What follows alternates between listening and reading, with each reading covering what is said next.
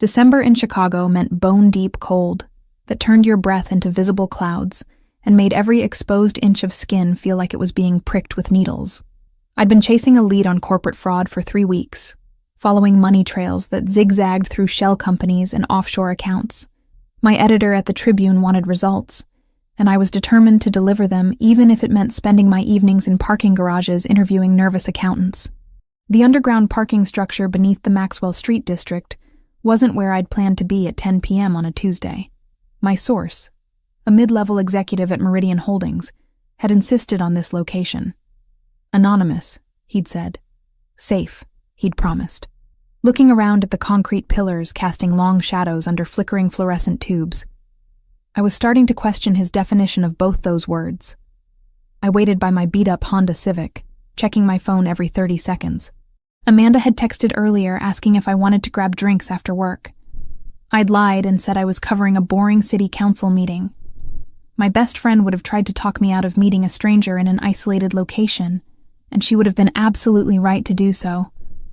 But good journalism required calculated risks, and this story was too important to let slip through my fingers because of reasonable caution.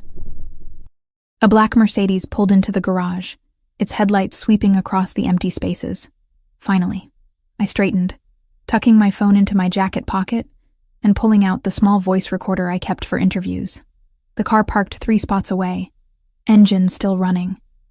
That should have been my first warning sign. The second came when 3 more vehicles entered the garage in quick succession. 2 SUVs and another sedan.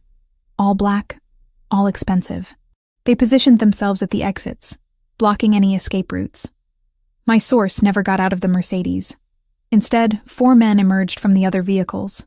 They wore dark suits and moved with the kind of coordinated precision that screamed professional security. Or worse. I took a step backward toward my car, hand fumbling for my keys. One of the men noticed the movement and pointed directly at me. 2 others immediately changed trajectory, closing the distance between us with frightening speed. "I think there's been a misunderstanding," I called out, trying to keep my voice steady. "I'm just a journalist meeting a source. We know who you are, Miss Turner."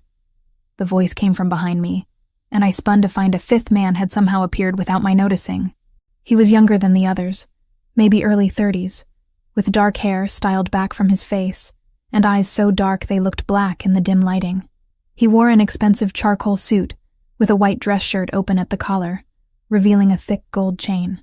Even in this terrible lighting, even with my heart pounding and adrenaline flooding my system, I registered that he was devastatingly handsome, which made the situation infinitely more terrifying. "I haven't done anything wrong," I said, hating how my voice shook slightly. "I'm just doing my job.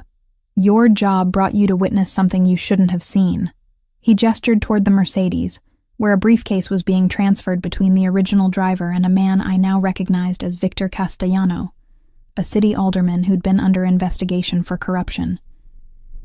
"That transaction? The one you've been recording on your phone for the past 90 seconds? That's a problem." My hand was still in my jacket pocket, fingers wrapped around my phone. He knew. Of course he knew. "Take her phone," the man ordered. One of the security team stepped forward, and I had no choice but to surrender it. He examined the screen, then handed it to his boss. "You've been busy, Miss Turner. Photos, video, quite the documentation. Are you going to kill me?" The question came out before I could stop it. He looked genuinely surprised. "Kill you? No. That would be unnecessarily messy, and draw exactly the kind of attention we're trying to avoid." He deleted my recordings with quick, efficient motions, then pocketed my phone. "But I can't let you leave with what you've seen either." That puts us in a complicated position. 2 of his men moved to flank me. I considered screaming, but who would hear in an empty parking garage? I thought about running, but they'd positioned themselves to cut off every exit. I'd walk directly into a trap, and there was no clever way out. "Put her in the car," the man instructed. "We'll continue this conversation somewhere more private." The SUV ride took 40 minutes through Chicago's northwest suburbs, ending at a property that could only be described as a mansion. High walls, gated entrance, security cameras visible at every angle. The men escorted me inside with hands on my arms. Not rough, but firm enough to make clear that cooperation was my only option. The interior was elegantly decorated with a mix of modern and classical Italian furniture. Art that looked expensive, hung on walls painted in warm neutrals. This wasn't a warehouse or abandoned building where bad things happened to unlucky witnesses. This was someone's home. They led me to a study lined with bookshelves, sat me in a leather chair across from a massive desk, and waited. Minutes stretched into an uncomfortable silence before the man from the garage entered, closing the door behind him. Chloe Turner, 27, investigative journalist for the Chicago Tribune, he said, reading from a file that had appeared on his desk. Parents deceased. Car accident when you were 19. No siblings. Graduated from Northwestern with a journalism degree. Minor in economics. You've been chasing the Meridian Holdings story for 6 weeks. He looked up. How close were you to publishing? I don't have to answer your questions. You're absolutely right. You don't. He leaned back in his chair, studying me with an intensity that made me want to squirm. But you're here, in my home, because you witnessed a transaction between my organization and a city official. That makes you a liability. I'm trying to determine what kind of liability. Your organization, I repeated. Understanding clicked into place. Your Mafia. I prefer to think of my family's business as diversified interests with international reach, but yes, if you want to use crude terminology. He didn't seem bothered by the accusation. My name is Nicholas Versiani. And now we have a problem, Miss Turner, because you can't unknow what you've seen. My phone buzzed in his jacket pocket. Probably Amanda wondering why I wasn't answering. Nicholas pulled it out, glanced at the screen, then showed it to me. Amanda's name and photo filled the display. Your friend is worried about you, he observed. Should we let her know you're safe? Don't involve her in this. I have no intention of involving anyone else. This situation is complicated enough. He silenced the phone and set it on his desk. Here's what's going to happen. You're going to stay here tonight while I verify your story and determine the best path forward. Tomorrow we'll have a more detailed conversation about your future. You mean whether I'm going to disappear permanently? That would be the inefficient solution. His phone rang, and he answered with a curt greeting in Italian. The conversation lasted maybe 30 seconds before his expression changed completely. All the cold calculation replaced by something raw and human. Fear. Grief. He responded in the same language, voice rougher now, then ended the call. He sat motionless for a long moment, and I watched the transformation from dangerous crime boss to someone who'd just received devastating news. What happened? I asked, and immediately wondered why I cared. My grandmother. He said it so quietly I almost didn't hear. She's been fighting cancer for 8 months. The doctors just called. She has days, maybe a week. She's asking for me. I'm sorry. He looked at me like he'd forgotten I was there. Then his phone rang again, and he answered in Italian, listened, and responded with increasing urgency. When he ended the call, he turned to study me with new intensity. My grandmother has one final wish before she dies, Nicholas said slowly. She wants to see me settled, happy, with someone who makes me want to build a life beyond just the business. He stood, walked around the desk, and crouched to my eye level. She wants to meet my girlfriend at our family's Christmas Eve dinner 2 weeks from tonight. I don't understand what that has to do with me. It has everything to do with you, Miss Turner. Because you're going to be that girlfriend. The guest bedroom where they installed me was larger than my entire apartment. King-sized bed with silk sheets. Attached bathroom with marble countertops. A window overlooking manicured gardens lit by subtle landscape lighting. It was beautiful and terrifying in equal measure. I didn't sleep. How could I? 24 hours ago, my biggest problem had been meeting my article deadline. Now I was being held captive by the Mafia and forced into a fake relationship with a crime boss whose grandmother was dying. The absurdity of the situation would have been funny if I wasn't so genuinely scared. Around 7 a.m., someone knocked on my door. A middle-aged woman with kind eyes entered carrying a tray of breakfast. Fresh fruit, pastries that smelled amazing, coffee that probably cost more than my usual grocery budget.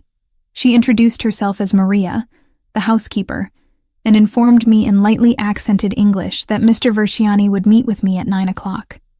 I picked at the food, too anxious to really taste anything. then showered and changed back into yesterday's clothes. My phone was still with Nicholas, which meant Amanda had no way to reach me. She'd be worried by now, probably calling my editor, maybe even considering filing a missing persons report. At precisely 9, Maria returned to escort me downstairs. We wound through hallways decorated with family photos. Nicholas as a child with an elderly couple who must have been his grandparents. Formal portraits of people in expensive clothing. Candid shots from various celebrations. No parents anywhere in the collection, which lined up with what he'd said about losing them. Nicholas was waiting in the same study from last night, but daylight streaming through tall windows made everything look different. Less intimidating, more like an actual workspace. He'd changed into dark jeans and a black sweater, the gold chain still visible at his collar. Without the formal suit, he looked younger, more approachable. Still dangerously handsome, though. That hadn't changed. "Good morning, Miss Turner. I trust you slept well." "I didn't sleep at all, actually. Turns out being kidnapped by the Mafia doesn't promote restful nights. Technically, you witnessed a crime and were detained for questioning. Kidnapping implies ransom demands and violence, neither of which are part of this situation." He gestured to the chair across from his desk. "Please, sit. We have a great deal to discuss." I remained standing.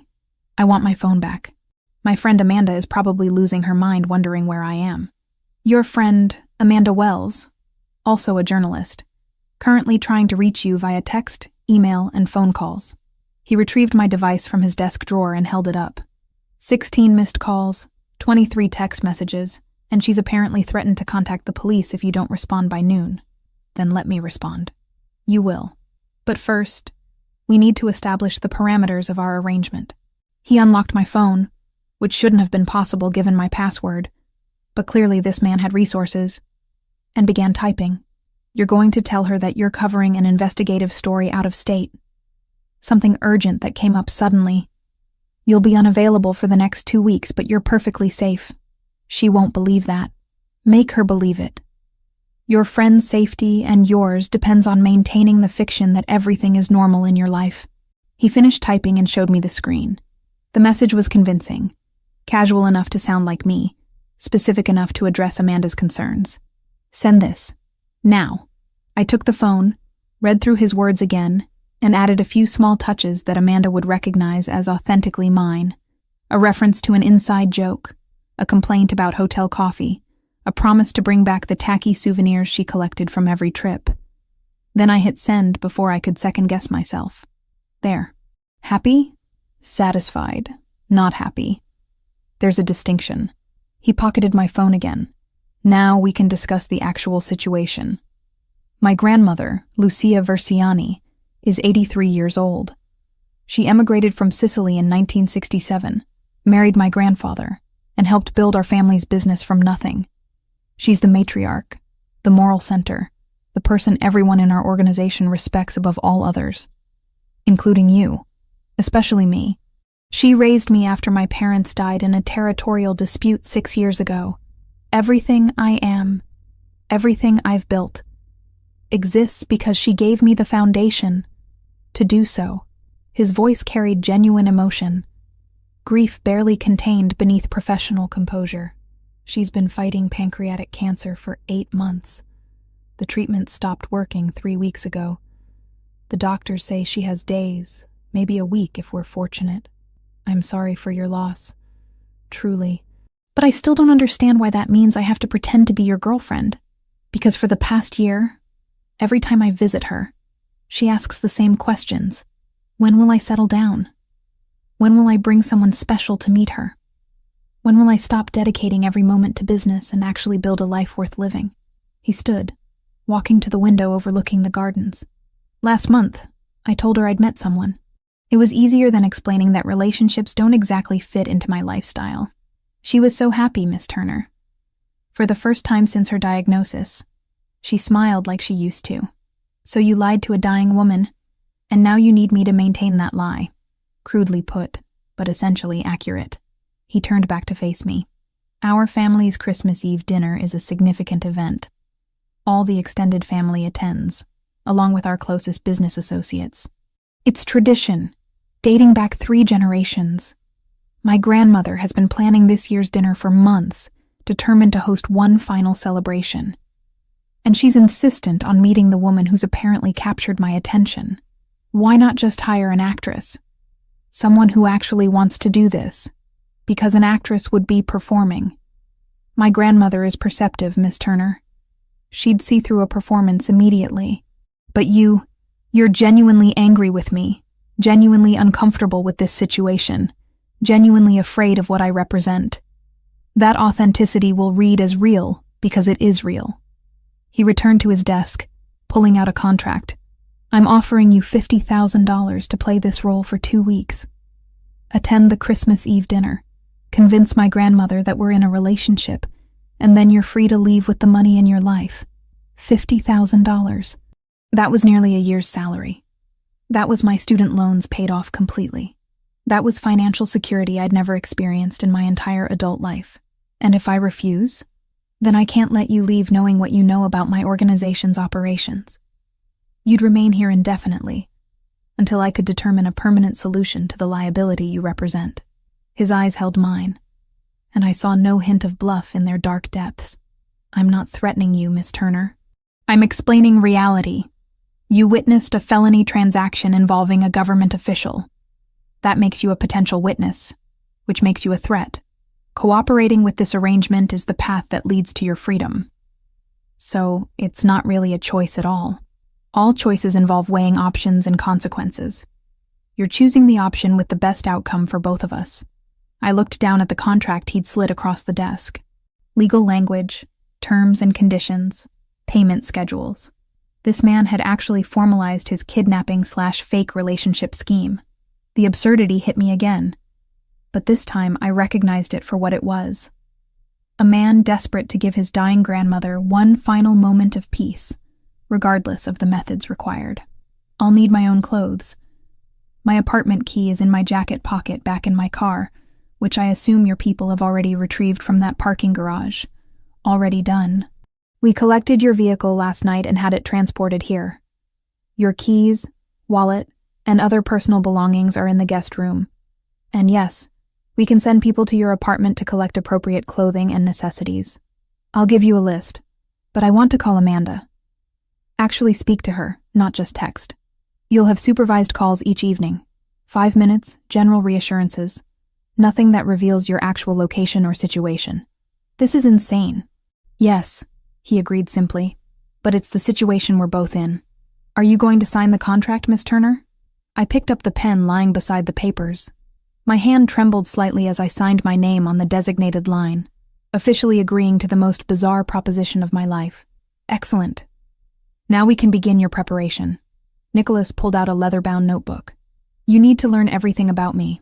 My history, my preferences, my family, my business associations. We need to develop a believable story for how we met, how long we've been together, what our relationship dynamic looks like. My grandmother will ask detailed questions, and inconsistent answers will raise suspicions we can't afford.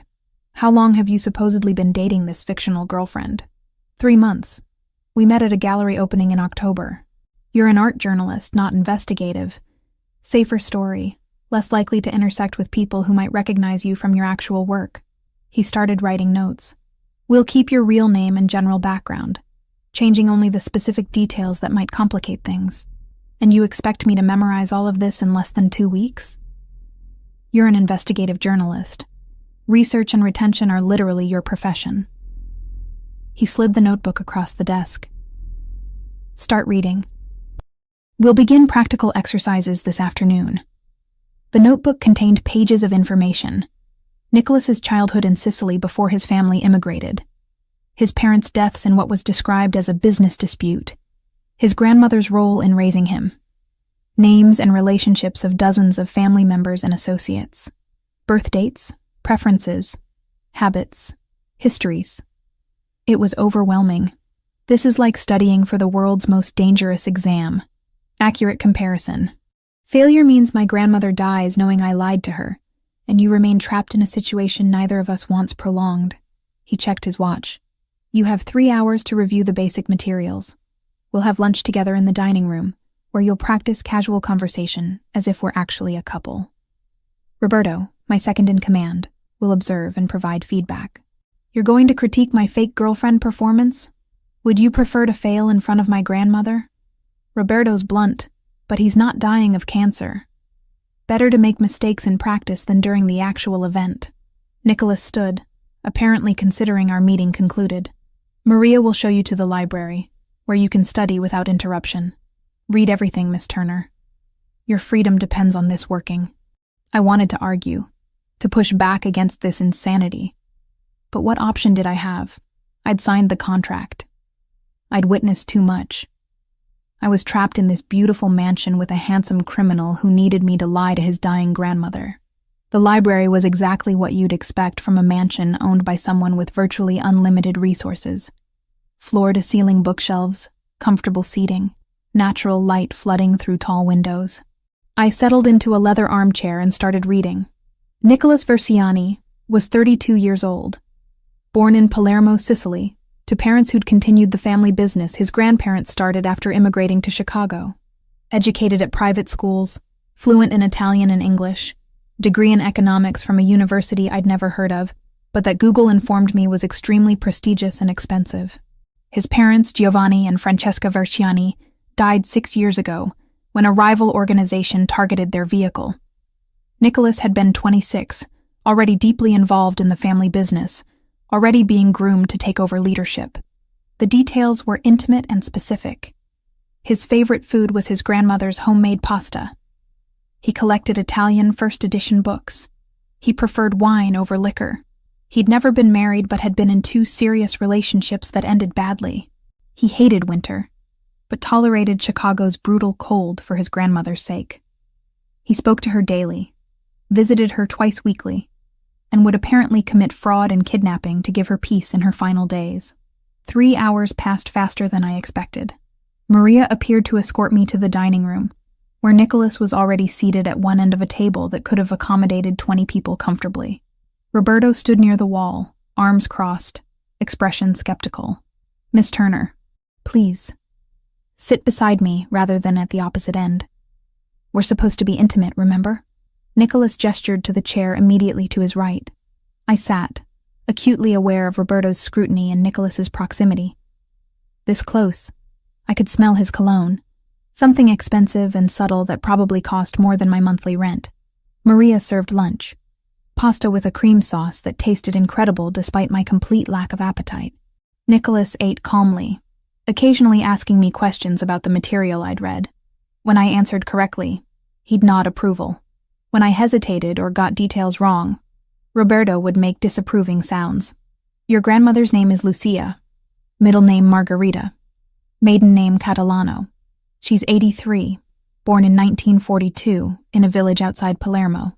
She married your grandfather Antonio in 1964, immigrated to Chicago in 1967.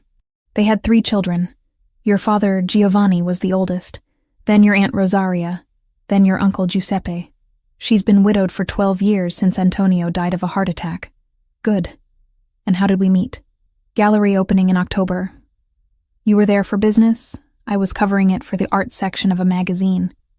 We started talking about a sculpture you hated, bonded over shared terrible taste in modern art, and you asked for my number.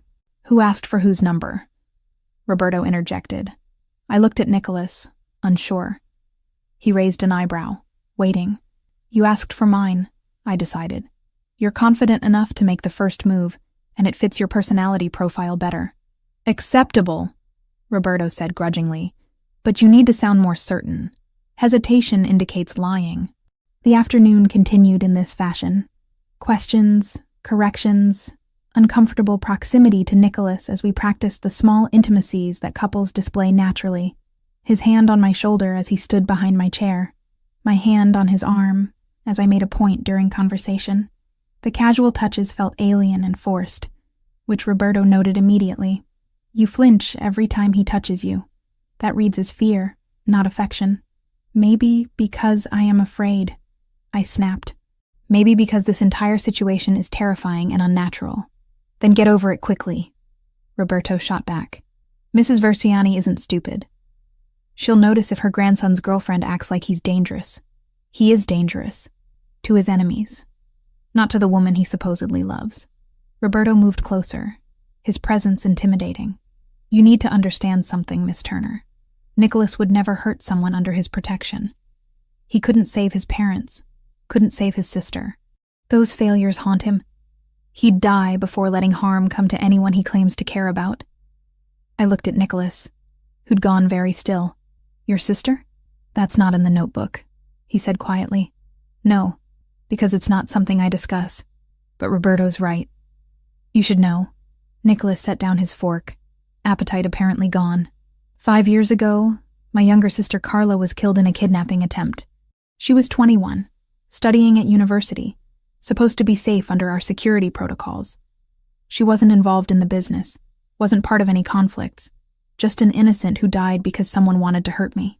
The grief in his voice was raw and real, and suddenly this intimidating crime boss looked like a man who'd lost too much too young. I'm sorry, I didn't know. How could you? It's not the kind of thing we advertise. He stood abruptly. Let's take a break. You've absorbed a great deal of information today. We'll resume tomorrow morning. I watched him leave, Roberto following after giving me one final assessing look. Then I was alone in the massive dining room, surrounded by expensive furniture and family photographs that told stories of loss and survival. My phone buzzed. Nicholas had returned it during lunch. Amanda had responded to my message, still skeptical, but apparently reassured enough not to call the police. I typed out another casual update, hating every lying word, but understanding that truth would put her in danger. Maria appeared to escort me back to my room. You did well today, she said kindly. Mr. Nicholas is not an easy man, but he's a good man in ways that matter. He's holding me hostage to lie to his dying grandmother. He's desperate to give her peace before she dies. Sometimes good people do questionable things for the right reasons. She opened my bedroom door. Your belongings from your apartment arrived while you were at lunch. And Mr. Nicholas wanted me to tell you, if you need anything, ask. He means it. After she left, I found my suitcases stacked neatly in the corner. Someone had gone through my apartment, packed my clothes and toiletries, even grabbed my laptop. Looking through the familiar items felt surreal. Pieces of my real life transported into this strange new reality. I pulled out my phone and called Amanda, keeping it brief and casual despite the supervised call limitation. She believed my story about the out-of-state assignment, or at least pretended to believe it. When we hung up, guilt sat heavy in my chest. 2 weeks. I just had to survive 2 weeks of this elaborate deception, convince a dying woman that her grandson had found happiness, collect $50,000, and return to my normal life. How hard could it possibly be? The week passed in a strange rhythm of rehearsals, corrections, and increasingly natural interactions. By day 5, I could recite Nicholas's entire family tree without hesitation, knew his preferences in everything from music to architecture, and had memorized enough Italian phrases to hold basic conversations. Roberto's critiques became less frequent, which I took as grudging approval. But the real shift happened during our shopping trip. Nicholas insisted we needed to select appropriate clothing for the various Christmas events. Not just the main dinner, but family gatherings leading up to it. Church services, casual visits with his grandmother. I'd assumed he'd send me with Maria or one of his staff. But instead he drove us himself to an exclusive boutique in downtown Chicago that apparently stayed open late for special clients. The owner, a sophisticated woman named Elise, greeted Nicholas with familiar warmth. It's been too long, and this must be the famous Chloe I've heard about. I managed not to react visibly to being discussed by strangers, instead smiling like this was perfectly normal. Nicholas's hand settled naturally at the small of my back, as Elise led us through displays of designer clothing that probably cost more than my car. We need several outfits, Nicholas explained. Something elegant for Christmas Eve, something more casual for family dinners, appropriate church attire, and general winter wear. I have my own clothes, I protested quietly, as Elise began pulling pieces from racks. You have clothes suitable for your real life. This is a performance that requires a specific wardrobe. He turned to Elise. Show her the emerald dress first. It'll complement her eyes. The emerald dress was stunning. Silk that draped elegantly, neckline that was sophisticated without being revealing, cut that somehow made me look taller, and more graceful than I actually was. I stepped out of the dressing room feeling absurdly self-conscious, and Nicholas's expression when he saw me made my breath catch. "Perfect," he said quietly. "That one is essential. It's also probably more expensive than my monthly rent. Good thing you're not paying for it then." He stood, walking a slow circle around me. The attention should have felt objectifying, but instead it felt like an artist examining his work. "Elise, we'll take this one. Now show her the burgundy option." The afternoon continued in this fashion, me trying on clothing while Nicholas provided commentary with surprising expertise in women's fashion. The burgundy dress was purchased, along with a sophisticated charcoal pantsuit, a cream-colored dress perfect for church, designer jeans paired with cashmere sweaters in various shades, and winter coats that actually fit properly unlike my threadbare parka. "This is too much," I said during a break while Elise processed the purchases. "I'm only here for 2 weeks. 2 weeks where you need to convincingly portray someone who belongs in my world. That requires looking the part." He gestured to the mountain of shopping bags accumulating near the register. "Besides, the clothes are yours to keep afterward. Consider it part of your compensation. I don't want compensation in designer dresses. No, you want $50,000 and your freedom. The dresses are a bonus." He moved closer, close enough that I had to tilt my head back to maintain eye contact. "You're doing well, Chloe. Better than I expected. The initial fear is fading. You're starting to actually engage with the role instead of just enduring it. Maybe I'm just a better actress than you gave me credit for. Maybe. Or maybe you're discovering that I'm not quite the monster you assumed I was." Before I could respond, his phone rang. He stepped away to answer, and his expression darkened immediately. The conversation was brief and entirely in Italian, but I caught enough words to recognize bad news. When he ended the call, he looked exhausted. "My grandmother had another episode. She's stable now, but the doctors are reducing her timeline projections. Days, not weeks." He ran a hand through his hair, disrupting the careful styling. "We need to move up the family introduction. She's asking to meet you tomorrow." "Tomorrow? Nicholas, I'm not ready." "You'll have to be ready. She's insistent, and I can't deny her this." He returned to the register, pulling out a credit card. "Elise, we need everything delivered to my address within 2 hours.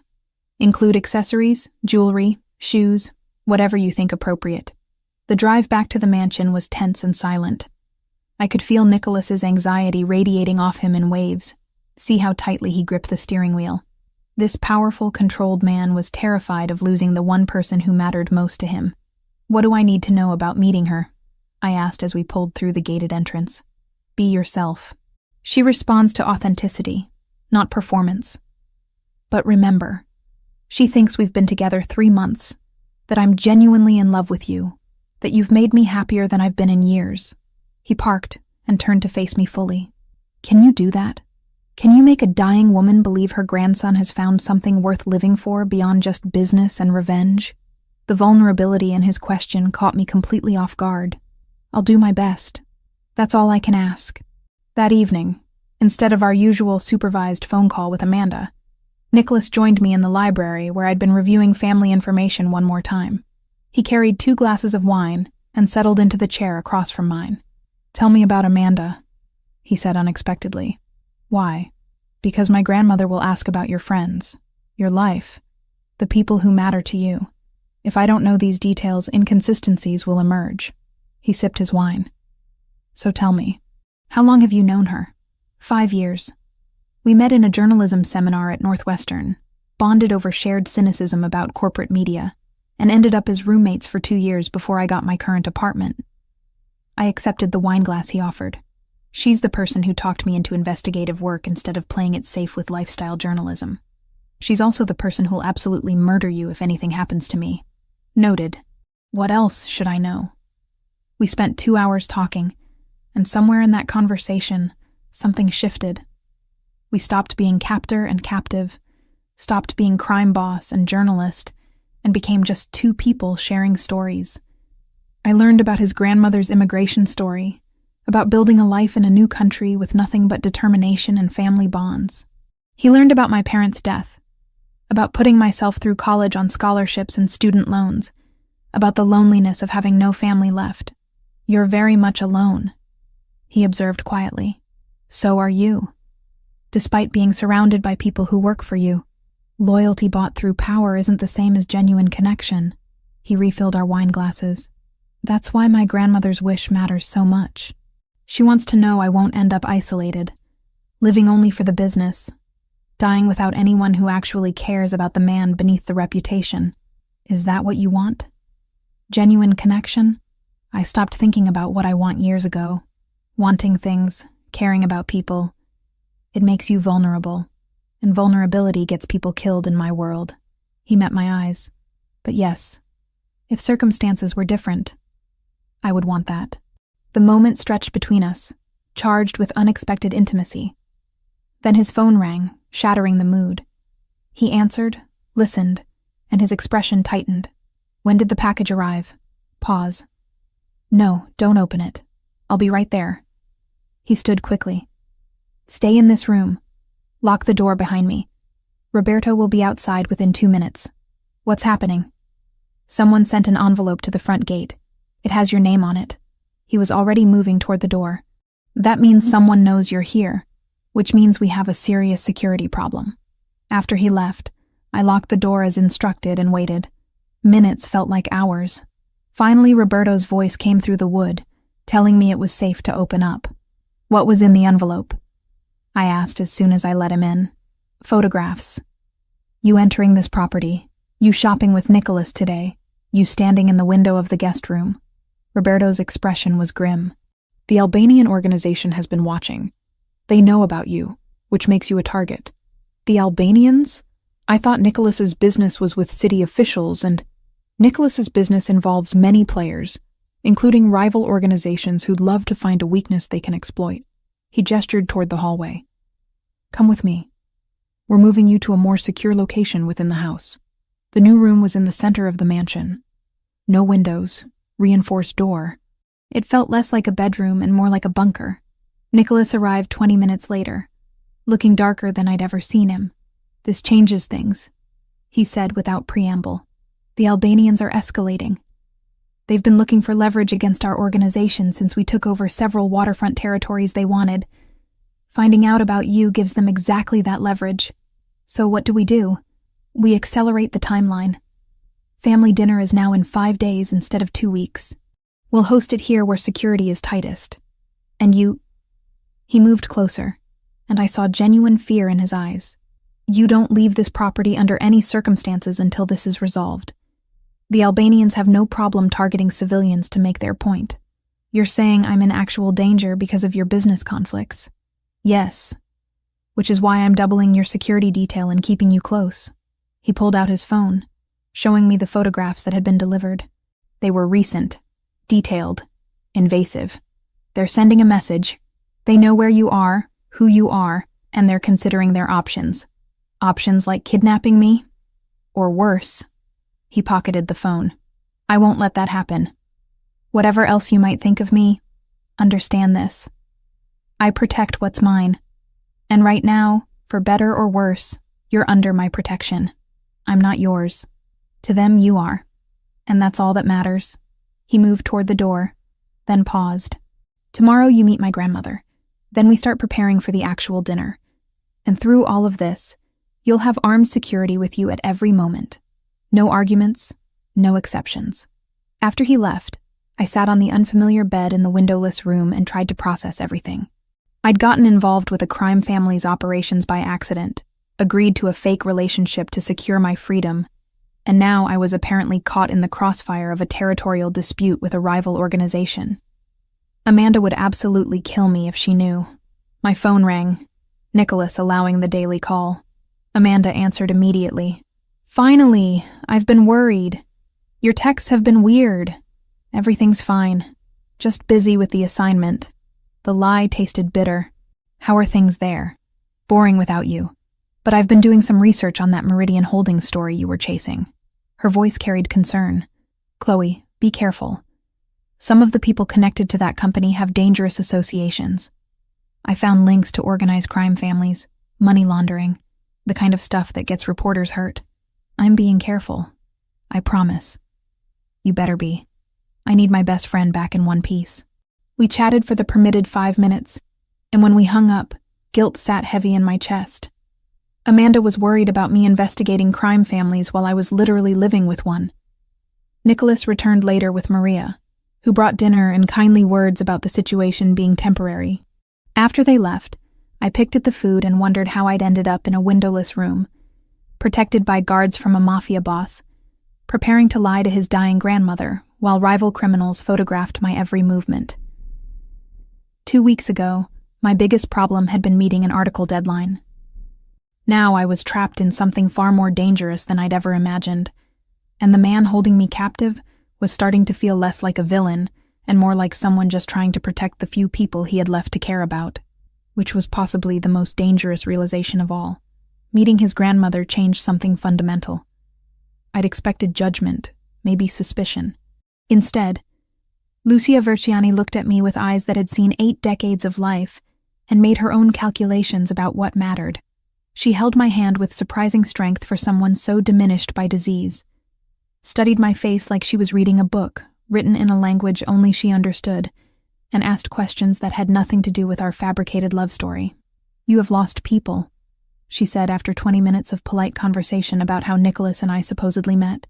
Not a question, a statement. My parents, 6 years ago. Then you understand what it means to carry grief. She glanced at Nicholas, who stood near the window of her hospital room looking uncomfortable with emotions he couldn't control. My grandson carries too much, always trying to protect everyone, never letting anyone protect him. He's dedicated to his family, I offered carefully. Dedicated. She made a dismissive sound. Obsessed is the word. Ever since Giovanni and Francesca died. Ever since Carla. Her voice broke slightly. He thinks if he controls everything, plans everything, no one else will die. But control is an illusion, child. Death comes when it wants. Nicholas turned from the window. Nonna, you're supposed to be resting, not philosophizing about mortality. I am dying. I can philosophize about whatever I want, but her tone was affectionate. She looked back at me. You will take care of him when I'm gone? The weight of that question pressed against my chest. This woman genuinely believed I'd be part of Nicholas's life after she died. She was asking me to carry a responsibility I'd never agreed to, built on lies I was being paid to tell. I'll do my best, I said, because what else could I say? She seemed satisfied with that non-answer, and drifted into talking about Christmas plans, about family members who'd be attending the dinner, about traditions she wanted honored one final time. Nicholas relaxed slightly as the conversation moved to safer territory. On the drive back, neither of us spoke for the first 10 minutes. Then Nicholas said quietly, "Thank you for not correcting her assumptions." About what? About still being around after she's gone. About any of this being permanent. He kept his eyes on the road. She needs to believe I won't be alone. You won't be alone. You have Roberto, your whole organization, extended family, people who work for me or owe me something. That's not the same as having someone who chooses to stay. His hands tightened on the steering wheel. My grandmother understands that distinction better than anyone. I didn't know how to respond to that level of honesty, so I changed the subject. She mentioned your sister, Carla. His jaw clenched. I told you about her yesterday. You said she died. You didn't say it still destroys you to hear her name. Some wounds don't heal. They just become part of your landscape. He pulled through the mansion gates, nodding to security. She was 21, studying architecture at university. She wanted to design buildings that made cities better, spaces that helped people instead of just housing them. She had no interest in the family business, wanted nothing to do with any of it. What happened? Someone decided the best way to hurt me was through her. He parked but didn't get out immediately. They grabbed her leaving campus, demanded I surrender territory, turn over resources, basically destroy everything my family had built. I was trying to negotiate when... He stopped, breathing carefully. They killed her anyway. Sent her body back as a message that mercy isn't profitable in our world. Nicholas, 5 years ago, I was 27. Thought I understood how dangerous this life was. Thought I'd taken all the right precautions. I was wrong. He finally looked at me. That's why the Albanian situation is making me paranoid. They're following the same playbook. Find someone I care about. Use them as leverage. Force my hand. I won't make the same mistake twice. But you barely know me. I'm not actually someone you care about. No. His gaze held mine. You're living in my house. My grandmother adores you after one meeting. You've seen me vulnerable in ways I don't show anyone. At what point does barely knowing someone become irrelevant to how dangerous losing them would be? Before I could process that statement, Roberto appeared at the car window, expression urgent. Nicholas rolled it down. We need to talk. Now. Inside Nicholas's study, Roberto laid out a series of photographs on the desk. More surveillance shots. Me in the garden 3 days ago. Nicholas and me at the boutique. Even images from inside the mansion taken through windows. They're escalating, Roberto said. These photos were delivered an hour ago with a note. Pretty bird in a cage. Wonder what happens when the cage opens. Arbin's getting impatient. Nicholas examined each image. He wants me rattled. Wants me making mistakes. The dinner is in 5 days. We should postpone. No. Nicholas's tone left no room for argument. Postponing signals weakness. We proceed as planned, but we accelerate security protocols. I want every entrance monitored, every guest vetted twice, armed presence at all access points. And her? Roberto glanced at me. She doesn't leave the interior rooms until the dinner. No exceptions. I'm standing right here, I pointed out. You could address me directly instead of talking around me like I'm furniture. Nicholas's attention snapped to me. You're not furniture. You're a liability I'm trying to protect while managing a territorial dispute with an organization that's killed for less provocation than what we're dealing with. Forgive me if my manners aren't perfect under the circumstances. Your manners are fine. Your habit of making decisions about my life without consulting me is less fine. Would you prefer I consult you before ordering people not to let you get kidnapped or killed? Should we have a committee discussion about optimal security procedures? I'd prefer you remember that I'm a person with agency, not just a problem to be managed. I stopped mid-sentence because my phone was ringing. Amanda's number flashed on the screen. Nicholas held up a hand, a signal to be careful. I answered, putting it on speaker as we'd been doing for every call. Chloe, thank God. Are you okay? I'm fine. What's wrong? Someone came by the Tribune asking about you today.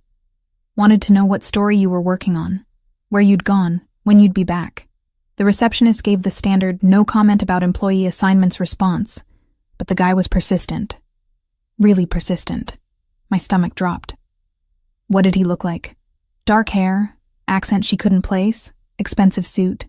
He left a card with just a phone number on it and said if you wanted to discuss mutual interests, you should call. Nicholas and Roberto exchanged looks. Albanian operatives fishing for information. Amanda, listen carefully. Don't engage with anyone asking about me. If someone approaches you again, tell building security immediately.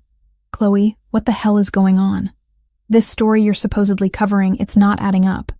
You've been gone almost 2 weeks with barely any contact. Now mysterious men are showing up asking questions. I can't explain right now. Just trust me that I'm safe. I'm handling something complicated, and I need you to be careful until I'm back. That's not reassuring. I know, but it's all I can give you right now. I hated the fear in her voice, hated that my choices were putting her at risk. Please, Amanda, just be cautious. After we hung up, the silence in the study was oppressive.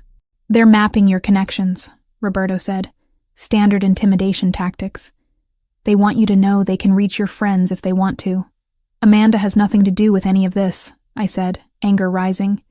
She's a journalist, a civilian. You don't bring civilians into your wars. We didn't bring her in. Arbin did. Nicholas was already pulling out his phone. But we're going to protect her anyway. Roberto, put a discreet security detail on Amanda Wells. Make sure she doesn't notice, but make sure no one gets close to her without us knowing about it. You're going to have me followed? I demanded. I'm going to have your best friend protected from people who might use her to hurt you, which would hurt me, which is the entire point of their strategy. Nicholas moved closer. This is how it works, Chloe. In my world, everyone connected to a target becomes a target themselves. I'm sorry that reality is uncomfortable, but it's reality nonetheless. So now Amanda is trapped in this because I witnessed your illegal business deal. Now Amanda is protected because you matter to me more than either of us planned for. He said it simply, like stating a fact rather than admitting something significant. The study door opened without warning. Maria stood there, which was unusual. She always knocked. Her expression was stricken. Mr. Nicholas. The hospital called. Your grandmother. She couldn't finish the sentence. Nicholas went absolutely still. Is she? She had a cardiac episode. They stabilized her, but the doctor says it's time. He's suggesting you come now if you want to, if there are things to be said. He was moving before Maria finished speaking, grabbing his jacket, keys. Then he stopped and looked back at me. Come with me. Nicholas, I shouldn't. This is private. Family. You're supposed to be my girlfriend. She asked to see you again. Please. The last word cost him something to say. We made the drive in half the time it should have taken, Nicholas white-knuckling the steering wheel while Roberto navigated from the passenger seat. I sat in back, uselessly trying to think of something comforting to say and coming up empty. Lucia was awake when we arrived, but visibly weaker. Tubes and monitors surrounded her bed, and her breathing had a labored quality that made my chest ache in sympathy. Nico, she said softly when she saw him. Always rushing. I'm not leaving quite yet. The doctor says many things. I say I have enough left in me to make sure you're properly settled. Her gaze found mine. Come here, girl. I approached the bed. She took my hand again. That same surprising grip. Promise me something, she said. When I'm gone, don't let him disappear into the business. Don't let him forget how to be human. Make him go to church sometimes. Make him eat real food instead of whatever Roberto throws at him between meetings. Make him remember that life is more than power and revenge. Nonna? Chloe doesn't need to promise. She does. Because you won't keep those promises to yourself. Lucia squeezed my hand. You'll take care of him? The lie stuck in my throat. This woman was dying, asking me to care for her grandson after she was gone, believing in a future that would never exist. But looking into her eyes, seeing the desperate hope there, I couldn't bring myself to shatter that illusion. I'll take care of him, I whispered. Good. She relaxed slightly. Now let me talk to my grandson alone. I stepped outside the room, giving them privacy. Through the small window in the door, I watched Nicholas sit beside her bed, head bowed close to hers, her hand clasping his. Whatever she was saying made his shoulders shake, and I realized with a start that he was crying. This powerful man who commanded a criminal organization, who ordered people's fates with a word, who'd kidnapped me to serve his purposes. He was crying beside his dying grandmother, and something in my chest cracked watching it. Roberto appeared beside me. She's the only person he's ever let see him break. She's his family. Of course he'd break. You don't understand how rare that is in our world. Showing weakness even to family can get you killed. But with her, he's always just been Nico. Not the boss, not the heir, just her grandson. Roberto's expression softened. He's going to be unbearable after she's gone. All that grief with nowhere to put it except into work and violence. Then maybe someone should make sure he has somewhere else to put it. Maybe someone should. Roberto looked at me meaningfully. If that someone is planning to stick around long term. Before I could respond to that loaded statement, Nicholas emerged from the room. His eyes were red, but his expression was composed again. She wants to rest. The doctor says it could be tonight, could be a few more days. Her heart is failing, but she's stubborn. He rubbed his face. We're moving the dinner up, day after tomorrow. If she's still here, we'll bring everyone to her after. If she's not, his voice caught. If she's not, at least I kept my promise to give her one last Christmas. We drove back in silence. When we arrived at the mansion, Nicholas disappeared into his study without a word. Maria whispered that this was normal, that he needed space to process, that I shouldn't take it personally. But hours passed, and when I finally worked up the courage to check on him, I found him sitting in the dark, a bottle of whiskey mostly empty on the desk, staring at nothing. You should eat something, I said from the doorway. Not hungry. Nicholas. She made me promise to be happy. He laughed bitterly. Can you imagine? Her dying wish is that I stop focusing solely on business and revenge and actually build a life worth living. She has no idea what she's asking. I moved into the room, closing the door behind me. Maybe she knows exactly what she's asking. Maybe she understands that you're destroying yourself and she wants better for you. There is no better in my world. There's survival and there's death. She's romanticizing something that doesn't exist. Or you've forgotten it can exist because you've spent 5 years punishing yourself for your sister's death. The words came out harsher than I intended. You can't protect everyone, Nicholas. You can't control everything. And drinking yourself unconscious the night before you're supposed to finalize security for a massive event probably isn't the strategic genius move you think it is. He looked up at me, expression unreadable. Why do you care? You're being paid to pretend to care. You don't actually have to. Maybe I'm a better actress than you gave me credit for. I grabbed the whiskey bottle from his desk. Or maybe watching you self-destruct is harder than I expected. Either way, you're going to eat something, drink water, and get some sleep. Tomorrow we have a dinner to finalize, and a grandmother to not disappoint. She's dying. I'm going to disappoint her by definition. As she's dying thinking you found someone who makes you want to be more than just the boss, don't disappoint her by proving that was a fantasy. I pulled him to his feet, surprised when he didn't resist. Come on. I led him to the kitchen, made him sit at the island while I rummaged through the refrigerator for something easy. Ended up heating leftover pasta Maria had prepared earlier. The entire time, he watched me with an intensity that made me hyper-aware of every movement. You know you don't have to do this, he said as I set the plate in front of him. Do what? Take care of me. That's not part of our arrangement. Consider it an investment in my own survival. If you're too drunk or sleep-deprived to make good decisions, the Albanian Mafia might actually succeed in kidnapping me. Purely selfish motives. I poured him water. Eat. He did, mechanically at first, then with more focus as actual hunger kicked in. When he finished, I pushed the water glass closer. All of it. Then bed. You're very bossy for someone who's technically my prisoner. I prefer to think of myself as an unwilling consultant on your terrible life choices. I leaned against the counter. Besides, your grandmother asked me to take care of you. I keep my promises, even the ones I'm forced into. Something shifted in his expression. You really meant that. When you promised her. I meant it in the moment. Whether it's possible long-term is a different question. He stood, closing the distance between us. We'd been in close proximity before, during the shopping trip, practicing couple behavior, the night I'd bandaged his shoulder. But this felt different, more raw. Like all the pretense had been stripped away, and we were just two people who'd somehow ended up mattering to each other, despite all the reasons we shouldn't. What if I asked you to stay? He said quietly. Not because of the arrangement. Not because of my grandmother. Just because He stopped, seeming to struggle with the words. Just because you've become something I didn't plan for and don't know how to categorize. My breath caught. You're grieving. You're exhausted. You're not thinking clearly. I'm thinking more clearly than I have in years. His hand came up, hovering near my face without touching. You're not what I expected, Chloe. You were supposed to be a convenient solution to a temporary problem. Instead, you're...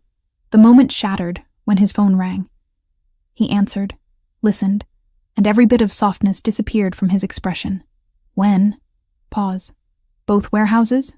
Simultaneously? Another pause. Get everyone to the compound. Lock it down. I'm on my way. He ended the call and looked at me with something like regret. The Albanians just hit 2 of our major storage facilities. This isn't posturing anymore. It's war. What does that mean for the dinner?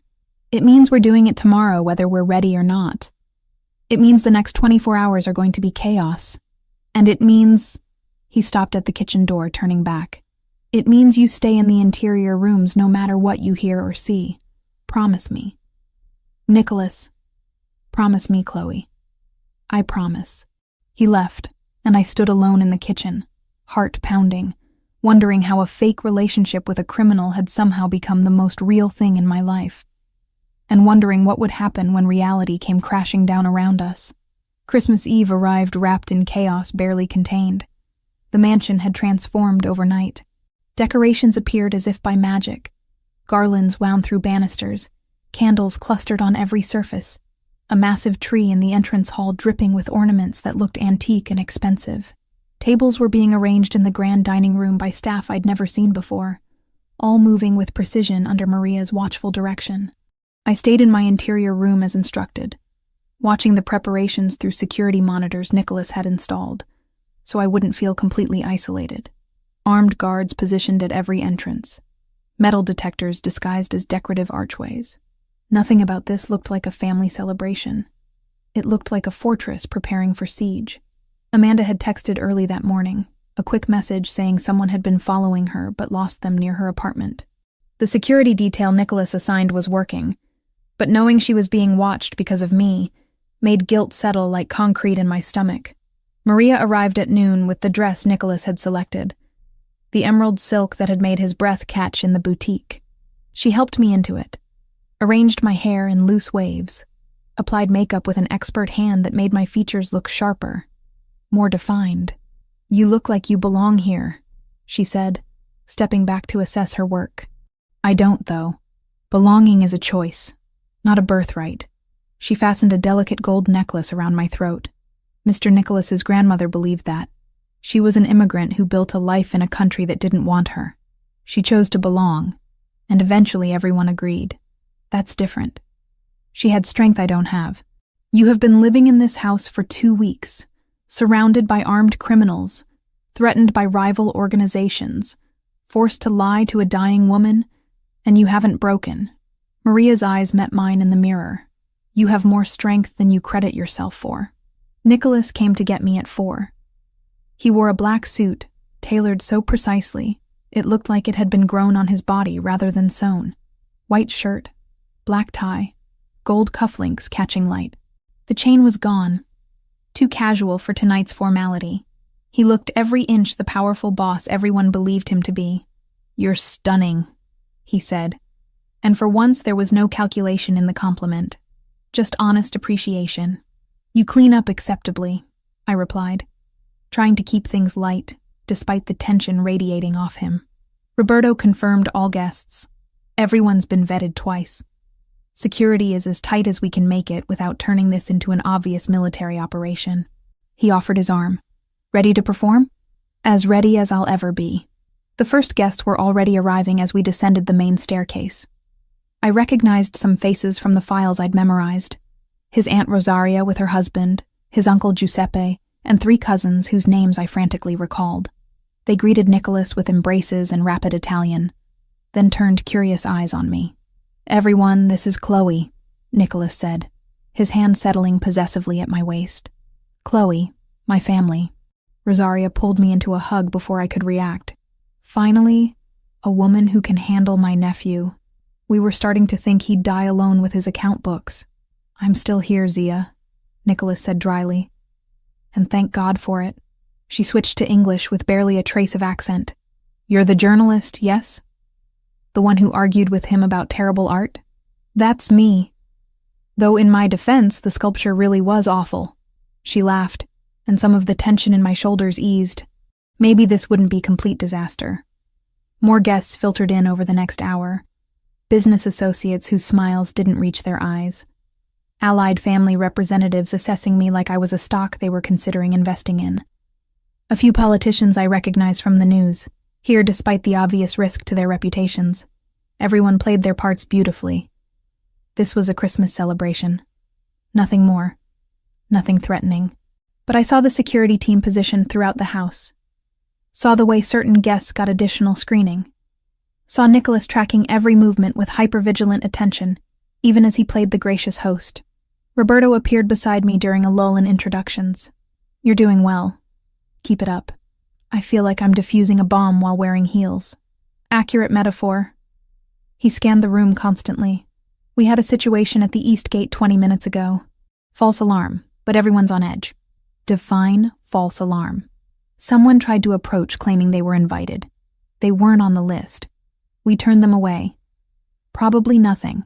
But given the Albanian situation, we're not assuming anything is innocent. Nicholas rejoined us before I could respond, his hand finding the small of my back with practiced ease. Problem? Just briefing her on the gate situation, Roberto said, which she didn't need to know about because it's handled. Nicholas's tone carried a warning. To me, he said, "There's someone I want you to meet." He led me toward an older man standing near the fireplace, white hair combed back, expensive suit, eyes that missed nothing. Power radiated off him in waves almost as strong as Nicholas's. "Don Salvatore," Nicholas said respectfully. "May I introduce Chloe Turner?" The man's handshake was firm, assessing. "So this is the woman who's tamed Chicago's youngest boss. You have my congratulations and my condolences." "Mostly condolences," I replied, earning a surprised laugh. "She's sharp. I like her." Don Salvatore studied me openly. "You know what you've gotten yourself into, girl." "I'm starting to understand the scope of my mistake, yes." "Good. Honesty is rare in this world." He turned to Nicholas. "Your grandmother must be pleased." "She is. Unfortunately, she's not strong enough to attend tonight. We'll visit her at the hospital afterward with immediate family. Give her my regards. Lucia Verciani is one of the finest women I've had the privilege to know." The Don's expression softened. "She deserves to see her grandson happy before she goes." After he moved away, I whispered, "Who is he really?" "Head of the Salvatore family. Controls most of the East Coast operations. If he disapproves of something, it doesn't happen. His approval tonight means you've passed a test you didn't know you were taking." "Wonderful. More pressure." Dinner was announced, and the crowd migrated to the dining room. The table was spectacular. Crystal, china, centerpieces that probably cost more than my car. Place cards arranged everyone with strategic precision. I was seated beside Nicholas at the head, with Don Salvatore to my other side and Rosaria across from me. The meal progressed in waves: antipasti, pasta, fish, meat, each course more elaborate than the last. Wine flowed freely. Conversation rose and fell in multiple languages. I fielded questions about my work, my family, how I dealt with Nicholas's demanding schedule. I lied smoothly, the story we'd crafted becoming easier to tell with each repetition. But under the surface, tension hummed. Nicholas barely touched his food, his attention constantly scanning the room. Roberto stood near the door, earpiece visible now, no longer pretending this was just a party. Other security personnel had positioned themselves at every exit. Midway through the main course, my phone buzzed in the small clutch I'd brought. Amanda's name flashed on the screen. I glanced at Nicholas, who gave a subtle nod. I excused myself, moving to an anteroom off the dining area. "Amanda, everything okay?" "Define okay." Her voice was strained. "The guy following me is gone, but there's someone watching my building. Black car, tinted windows, been there for hours. Chloe, what the hell is going on? And don't tell me you're covering a story out of state because I'm not an idiot. I can't explain right now, but the security watching you, they're there to protect you, not hurt you." "Security? Chloe, are you in danger?" Before I could answer, I heard raised voices from the entrance hall, not shouting, but urgent. Nicholas appeared in the doorway of the anteroom, expression hard. "We need to end this call, now. Amanda, I have to go. Stay inside your apartment. Don't open the door for anyone except police with visible badges. I'll call you when I can." "Chloe," I hung up, guilt and fear warring in my chest. "What's happening?" "Carlo's here. My cousin. The one we identified as the traitor working with the Albanians." Nicholas's jaw was tight. "He's demanding entry, claiming he has a right to attend family Christmas. Do you let him in? If I don't, he'll make a scene that draws attention we can't afford. If I do, we have a confirmed Albanian informant inside the house during our most vulnerable gathering." He pulled out his phone, typing rapidly. "Roberto's running interference, but I need to handle this personally. Come with me." We returned to the dining room. Nicholas stood, raising his wineglass. "My apologies for the interruption. There's a small matter at the entrance that requires my attention. Please, continue enjoying your meal. I'll return momentarily." The murmur of conversation resumed as we exited. In the entrance hall, Carlo stood flanked by two of Roberto's security team. He was younger than I expected, maybe 25, with Nicholas's dark coloring but without the same presence. When he saw us, His expression twisted into something ugly. Finally, the great Nicholas Verciani graces me with his attention. Carlo's words slurred slightly. He'd been drinking. Too busy with your new toy to remember family? You're not invited, Carlo. You know why? Because you think I'm a traitor? You have no proof. I have surveillance footage of you meeting with Albanian operatives 3 times in the past 2 weeks. I have financial records showing payments from shell companies tied to Arbin's organization. I have testimony from 2 of my men who witnessed you passing information about our security protocols. Nicholas's voice was deadly calm. So yes, I think you're a traitor. I know you're a traitor. Carlo lunged forward, held back by security. You never gave me a chance. Always the golden grandson. Always the one Nonna loved most. Always the heir. I'm family too, Nicholas. You sold out your family for money and resentment. That makes you less than nothing. Nicholas moved closer, voice dropping. You have one chance to walk away from this alive. Tell me what Arbin is planning. Tell me what tonight's real target is. Do that, and I'll let you disappear instead of ending this the traditional way. Go to hell. Wrong answer. Nicholas nodded to Roberto, who moved with frightening speed. Carlo was on the ground before I fully processed what happened, zip ties binding his wrists. Take him to the lower storage room, Nicholas ordered. We'll deal with this after the guests leave. As they dragged Carlo away, he screamed threats and obscenities in Italian. Some of it I understood. Curses against Nicholas, against his grandmother, against me. The word puttana came through clearly. Whore. Nicholas went absolutely still. Then, deliberately, he walked over to where Roberto had pinned Carlo and crouched down to eye level.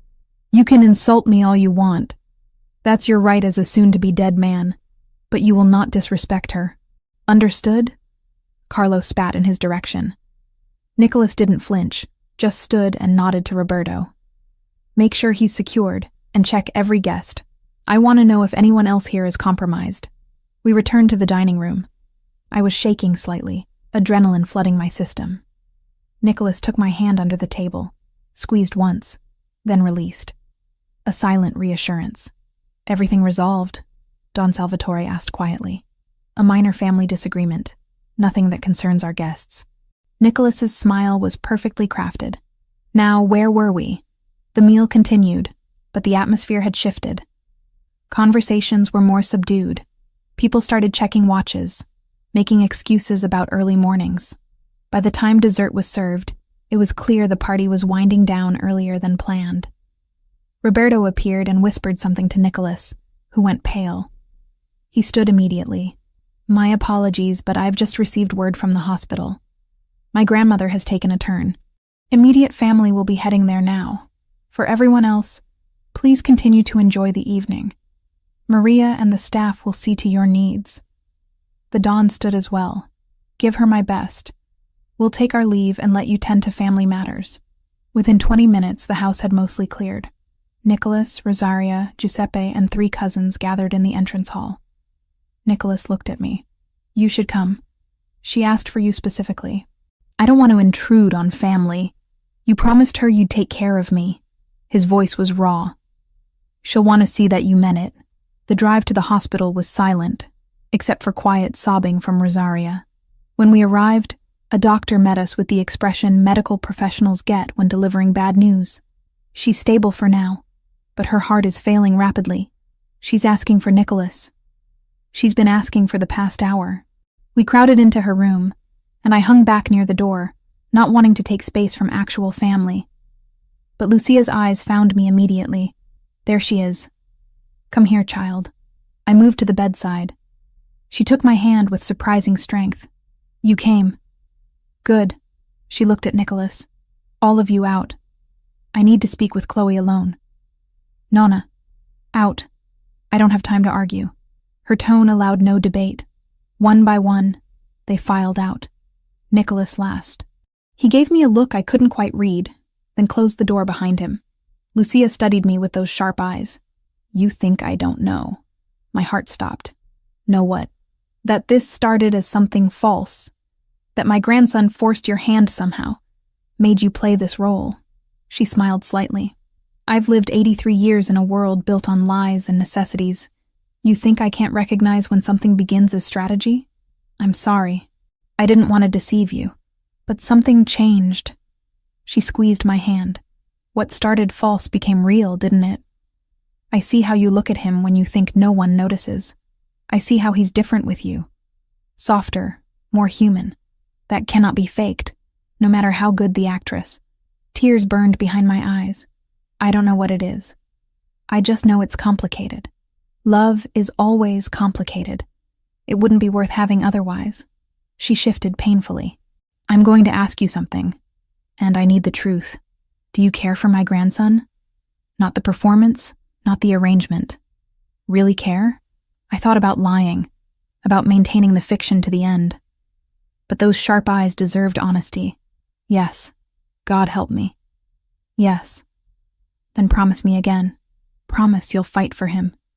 Even when he makes it difficult. Even when his world seems too dark to navigate. Promise you'll be the light that reminds him life is worth living beyond revenge and responsibility. Mrs. Versiani, promise me, Chloe. I promise. She relaxed, sinking back into pillows. Good. Now send my grandson in. I need to release him from some promises so he can keep new ones. I called Nicholas back in. He went to her bedside immediately, taking the hand I'd just released. I started to leave, but she shook her head. Stay. You should hear this too. She looked at Nicholas. You've been a good grandson, better than I deserved. You've carried burdens no one should bear alone, and you've done it with honor and strength that would make your father proud. Nonna, please. Let me finish. I don't have much time, and I need you to hear this. She took a labored breath. I'm releasing you from your promise to me. The one you made after Carla died, when you swore you'd dedicate yourself to protecting the family above all else, that you'd never let personal attachments make you vulnerable again. Nicholas's face went white. That promise is why I've kept everyone safe. That promise is why you've been half alive for 5 years. It's time, Nico. Time to let yourself actually live, not just survive. She glanced at me, then back to him. You found someone worth breaking old promises for. Don't waste that gift because you're afraid of loss. I can't lose anyone else. I won't survive it. You will. Because that's what we do. We survive, we grieve, we keep living. Her voice was fading. Love her, Nico. Let her love you. Build something beautiful instead of just defending something broken. Her eyes closed, and for a heart-stopping moment I thought she was gone. But her chest still rose and fell, shallow but steady. Nicholas leaned down, pressed a kiss to her forehead, whispered something in Italian I didn't catch. We stayed another hour. Family filtered in and out, saying goodbyes that felt final. Lucia slept through most of it, occasionally waking to smile at whoever was there, then drifting off again. When we finally left, dawn was breaking. Christmas morning. Nicholas was silent the entire drive back. Grief and exhaustion carved into every line of his face. At the mansion, most of the security team had gone to rest in shifts. Roberto met us at the door. Carlo talked.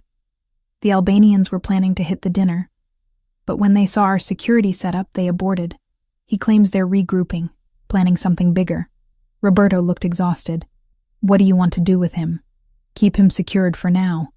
I'll decide after. Nicholas's voice broke. After. He climbed the stairs slowly, and I followed. At his bedroom door, he stopped. Thank you for being there tonight. For her. For me. You don't have to thank me. Yes, I do. None of this was fair to you. But you handled it with grace I didn't deserve. He turned fully to face me. What my grandmother said. About things becoming real. Did she ask you about that? She might have mentioned it. And what did you tell her? I met his eyes. Those dark eyes that had terrified me 2 weeks ago, and now just looked heartbroken and exhausted. I told her the truth. That it's complicated, but it's real. He moved faster than I expected, closing the distance between us, his hands framing my face. Say that again. It's real, Nicholas. Whatever this is, it's real. He kissed me then, and it wasn't strategic or performed or calculated. It was desperate and honest and tasted like grief and relief mixed together.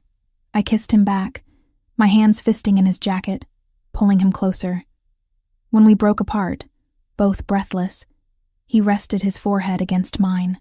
I don't know how to do this, how to let someone in when everything in my experience says caring about people gets them killed. We'll figure it out. After your grandmother, after everything settles, we'll figure out what this is and how it works. And if it doesn't work, if my world destroys you the way it destroys everything good, then at least we tried. At least you kept your promise to her to actually live, instead of just surviving. He pulled me close, holding me like I was the only solid thing in a collapsing world. We stood there in the hallway as morning light crept through windows, two people who'd started as captor and captive, and somehow become something neither of us had planned for. Something worth fighting for, even if we had no idea how to win. Lucia Verziani died 3 days after Christmas, in the early hours of a gray morning when Chicago was blanketed with fresh snow. Nicholas had been at the hospital when it happened.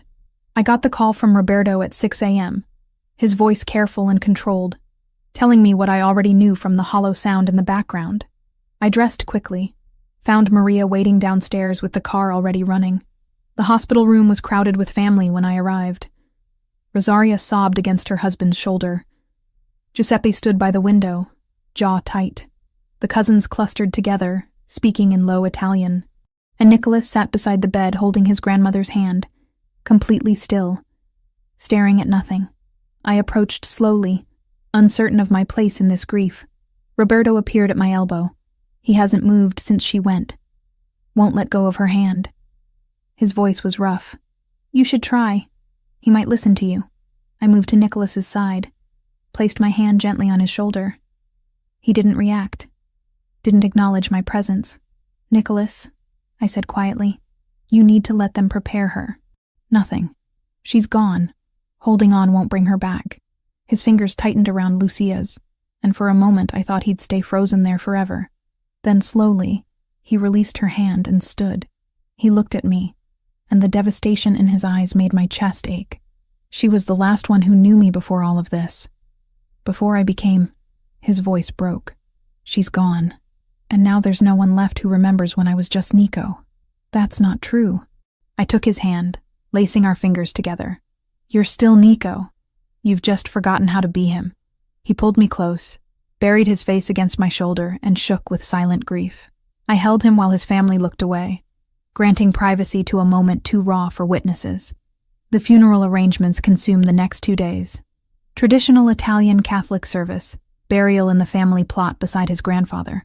Nicholas moved through it all mechanically, making decisions with Roberto's help, accepting condolences with practiced grace that hid the hollowness underneath. I stayed close, doing what I could, fielding phone calls, coordinating with the church, making sure Nicholas actually ate something between meetings with the funeral director and the priest. Amanda called twice, concerned because I'd extended my out-of-state assignment indefinitely. I promised to explain everything soon, hating the lie but unable to navigate truth while Nicholas's world was collapsing. The funeral was massive. Hundreds of people filled the church, family, business associates, politicians, community members whose lives Lucia had touched in 8 decades of fierce living. Don Salvatore delivered a eulogy in Italian that had half the congregation in tears.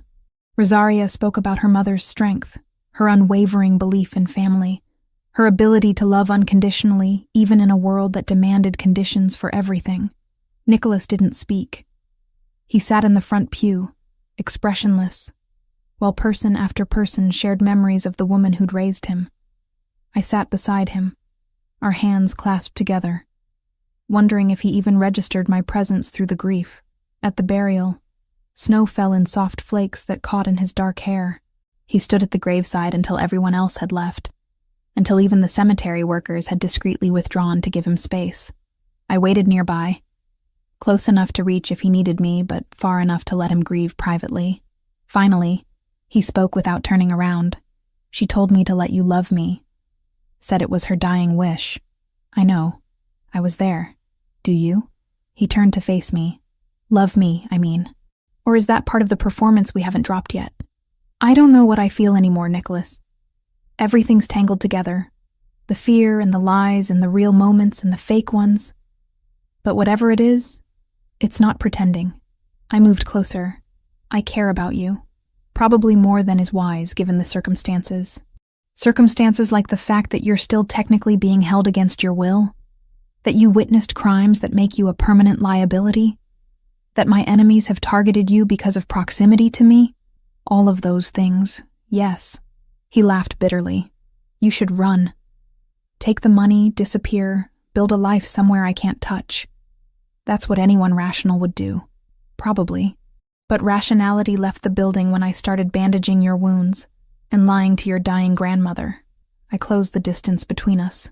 I'm here because I choose to be, not because of threats or money or obligation, because somewhere in the middle of this disaster, you became someone I don't want to walk away from. He kissed me then, desperate and needing, and I kissed him back with equal intensity. We stood in the cemetery surrounded by graves and falling snow, two people who'd found each other in the worst possible way and somehow made it mean something. When we finally returned to the mansion, family had gathered there for the traditional post-funeral meal. The dining room filled with relatives sharing stories, crying, laughing at memories. Nicholas moved through it in a daze, accepting embraces and condolences, but not really present.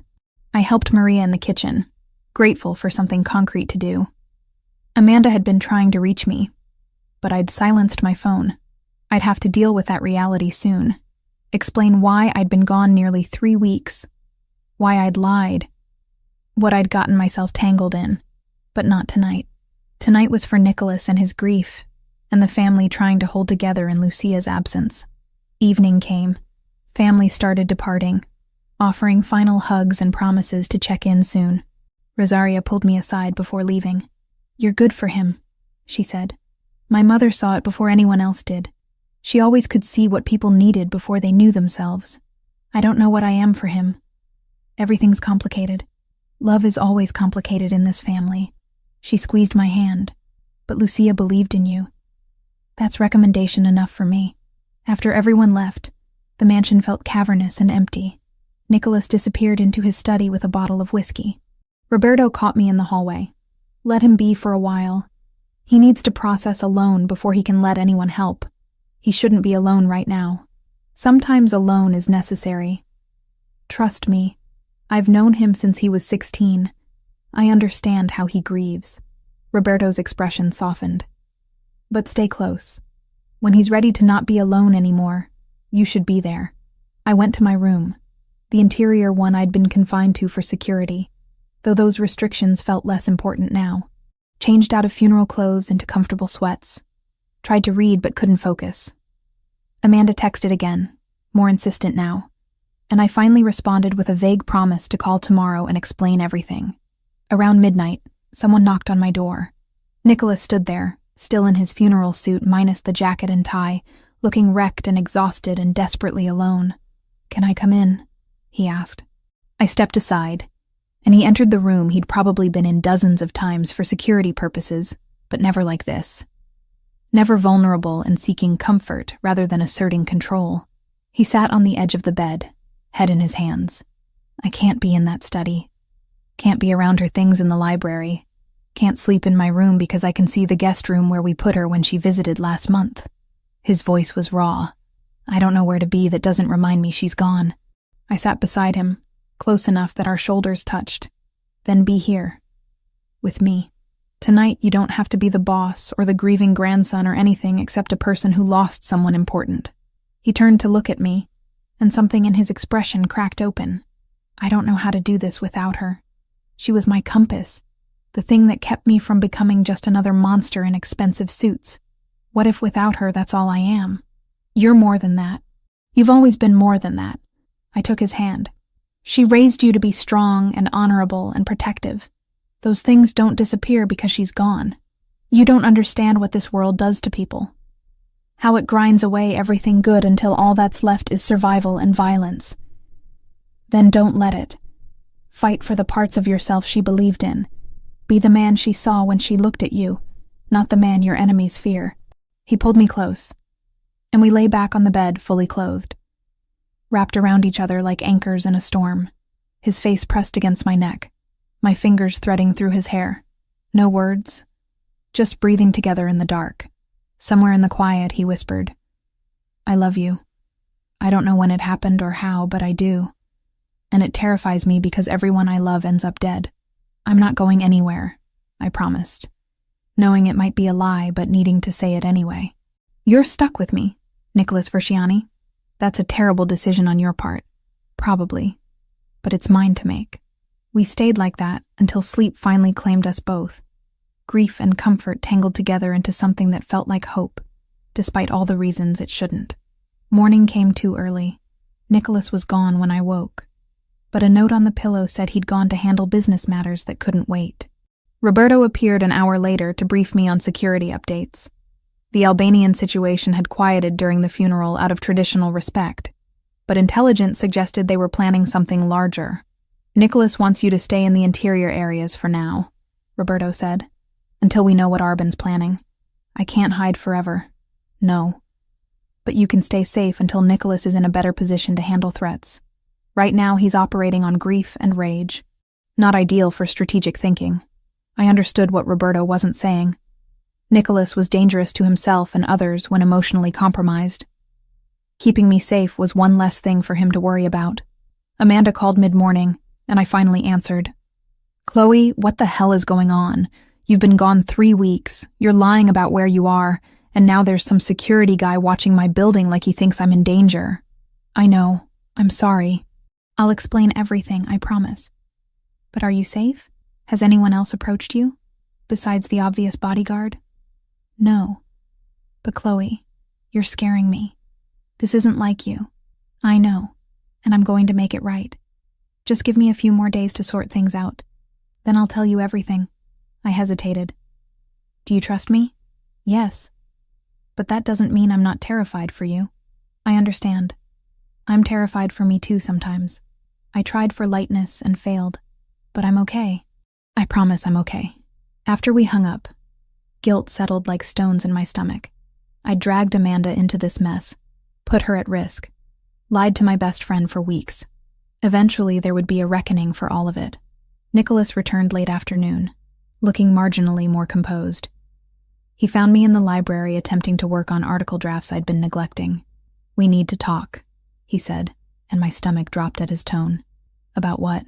"About this. Us. What happens next?" He sat across from me, expression carefully neutral. "My grandmother is gone. The arrangement we made was contingent on convincing her we were together. That's no longer necessary. You're saying I'm free to go. I'm saying you have a choice. The original contract is fulfilled. I'll transfer the full $50,000 to whatever account you specify, provide protection until the Albanian situation is resolved, and help you rebuild your life outside of all this."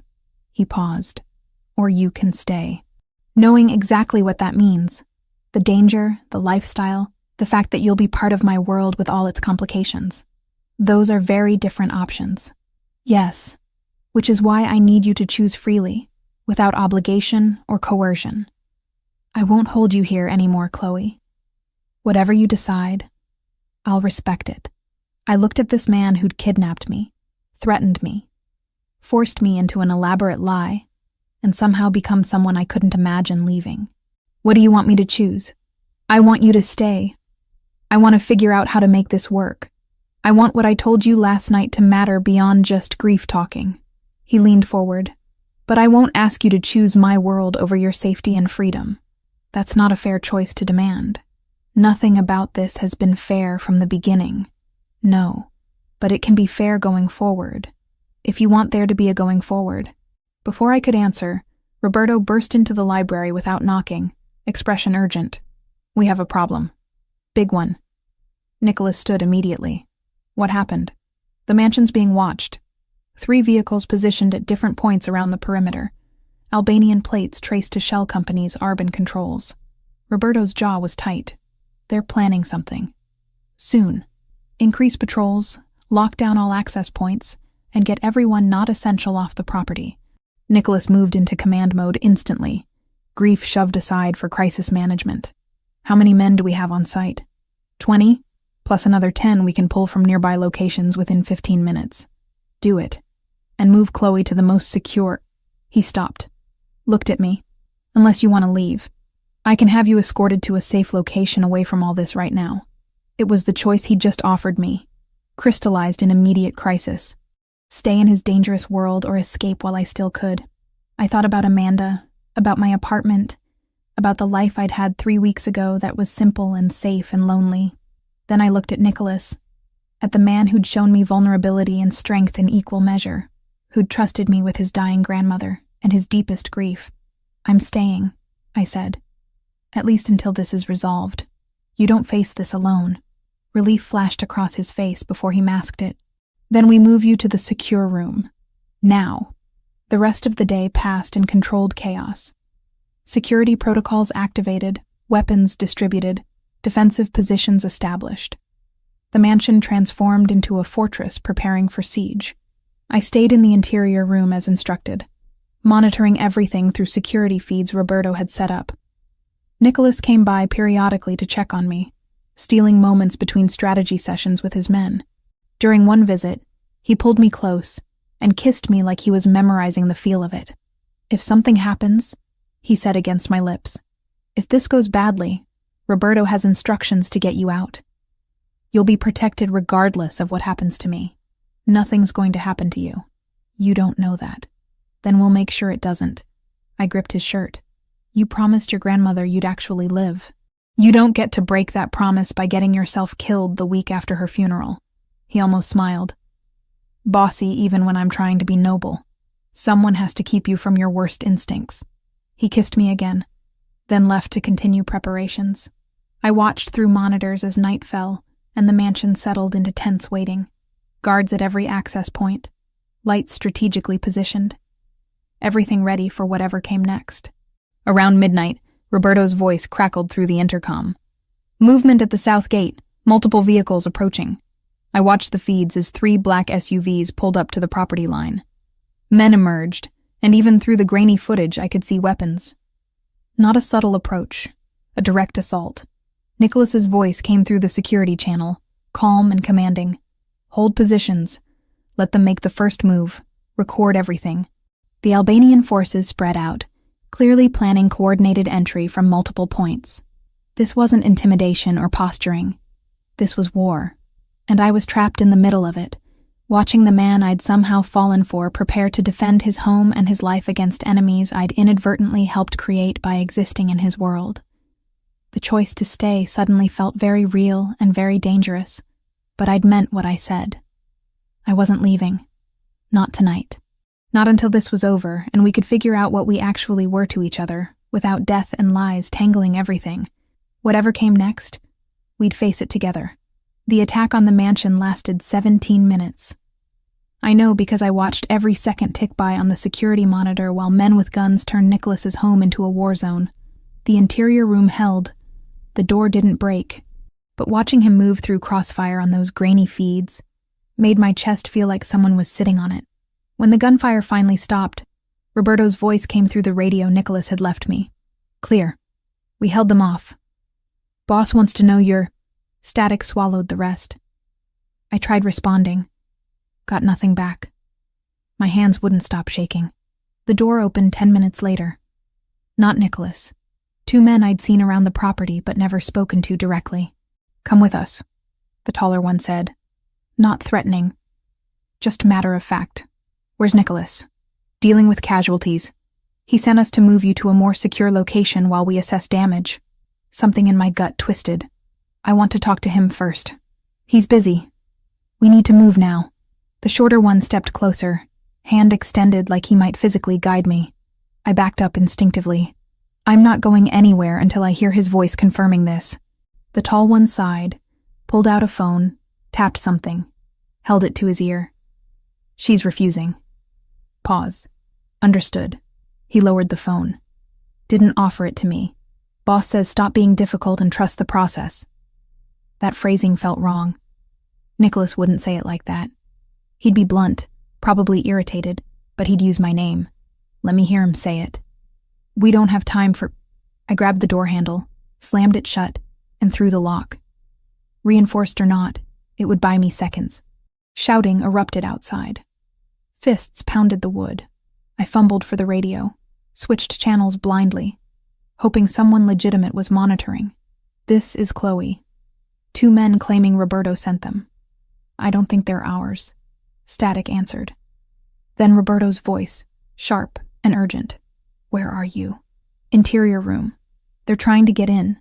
The door exploded inward, not from picks or leverage, but from a shaped charge that blew the lock mechanism apart. My ears rang. Smoke filled the space. Hands grabbed me before I could process movement. I fought. Got an elbow into someone's ribs. Heard a grunt. Then something hard connected with the side of my head, and the world tilted sideways. When things came back into focus, I was being half carried, half dragged through hallways I didn't recognize. Not the main house. Service corridors, maybe. My head pounded. Blood trickled warm down my temple. "Stop fighting," someone muttered in accented English. "Makes this harder for everyone." We emerged into cold night air. A van idled near a side gate I'd never seen before. They shoved me into the back. Zip ties bit into my wrists. Someone threw a hood over my head, and darkness swallowed everything. The drive felt endless. Every turn, every bump registered through my body pressed against metal floor. I tried counting minutes, tracking direction changes. Lost track after the first 10 turns. When the van finally stopped and they hauled me out, cold air hit like a slap. Industrial smells, oil, rust, something chemical I couldn't name. My feet scraped concrete. A door opened, closed. Echoes suggested large, empty space. They removed the hood.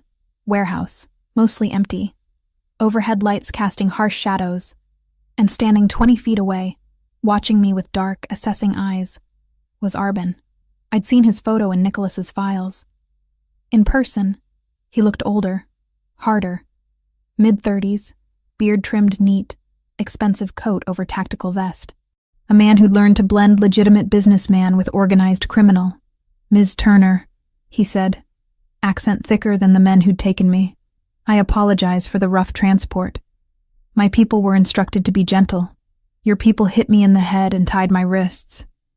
Yes, regrettable. But you fought." He gestured, and someone cut the zip ties. Blood rushed back into my hands, pins and needles flooding my fingers. "Please, sit." There was a metal chair. I sat because standing felt precarious with my head still spinning. Arbin pulled over a crate, perched on it. Close enough to talk, far enough to avoid seeming threatening. "You know who I am," he said. Not a question. "Albanian Mafia. Currently trying to kill my—" I stopped, uncertain what word fit. Boyfriend felt absurd. Captor turned something complicated didn't roll off the tongue.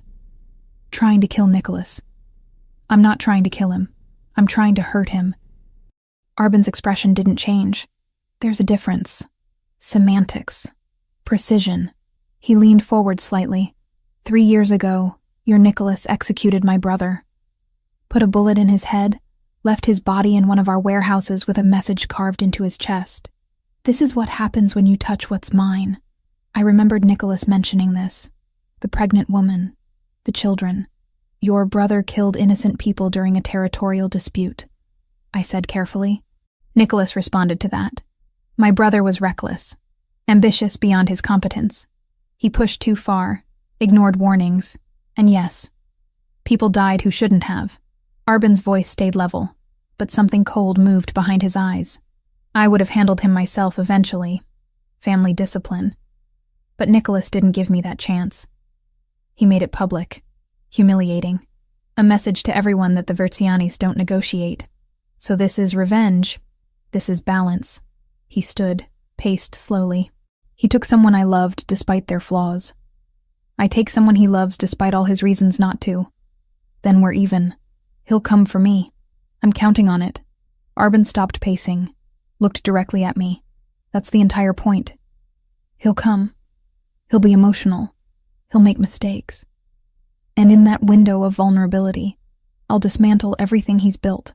You're using me as bait. I'm using you as a mirror, showing him what loss feels like when you can't control the outcome. He tilted his head. Do you love him? The question caught me off guard. That's complicated. No. It's simple. Either you do or you don't. He kidnapped me, threatened me, forced me into a fake relationship to lie to his dying grandmother. Those aren't great foundations for love, and yet you stayed after the arrangement ended. You chose to remain in his house, in his world, knowing the danger. Arbin's mouth curved slightly. That sounds like love to me. Messy, ill-advised love, but love nonetheless. I didn't answer. Couldn't argue because he was right. Hours crawled past. Arbin left periodically, came back, asked questions about Nicholas. I refused to answer. He didn't push, didn't threaten, just waited with the patience of someone playing a long game. My head stopped pounding. The cut on my temple clotted. Someone brought water and food I picked at mechanically. Then, maybe 4 hours in, commotion outside. Shouting in Albanian. Gunfire. Distant. Then closer. Arbin's expression sharpened. He pulled a handgun from his coat, checked the magazine with practiced efficiency. "He's here," he said, almost pleased. "Faster than I expected. Your boyfriend is either very capable or very desperate." "Both," I said. More gunfire. Closer now. The warehouse had multiple entry points, and Nicholas's people were hitting all of them simultaneously. Standard breach tactics, overwhelming force, coordinated assault. "On your feet," Arbin ordered. He grabbed my arm, hauled me up.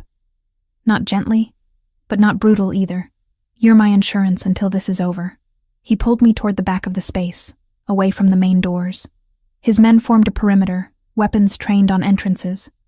Professional, disciplined, not panicking despite being outnumbered.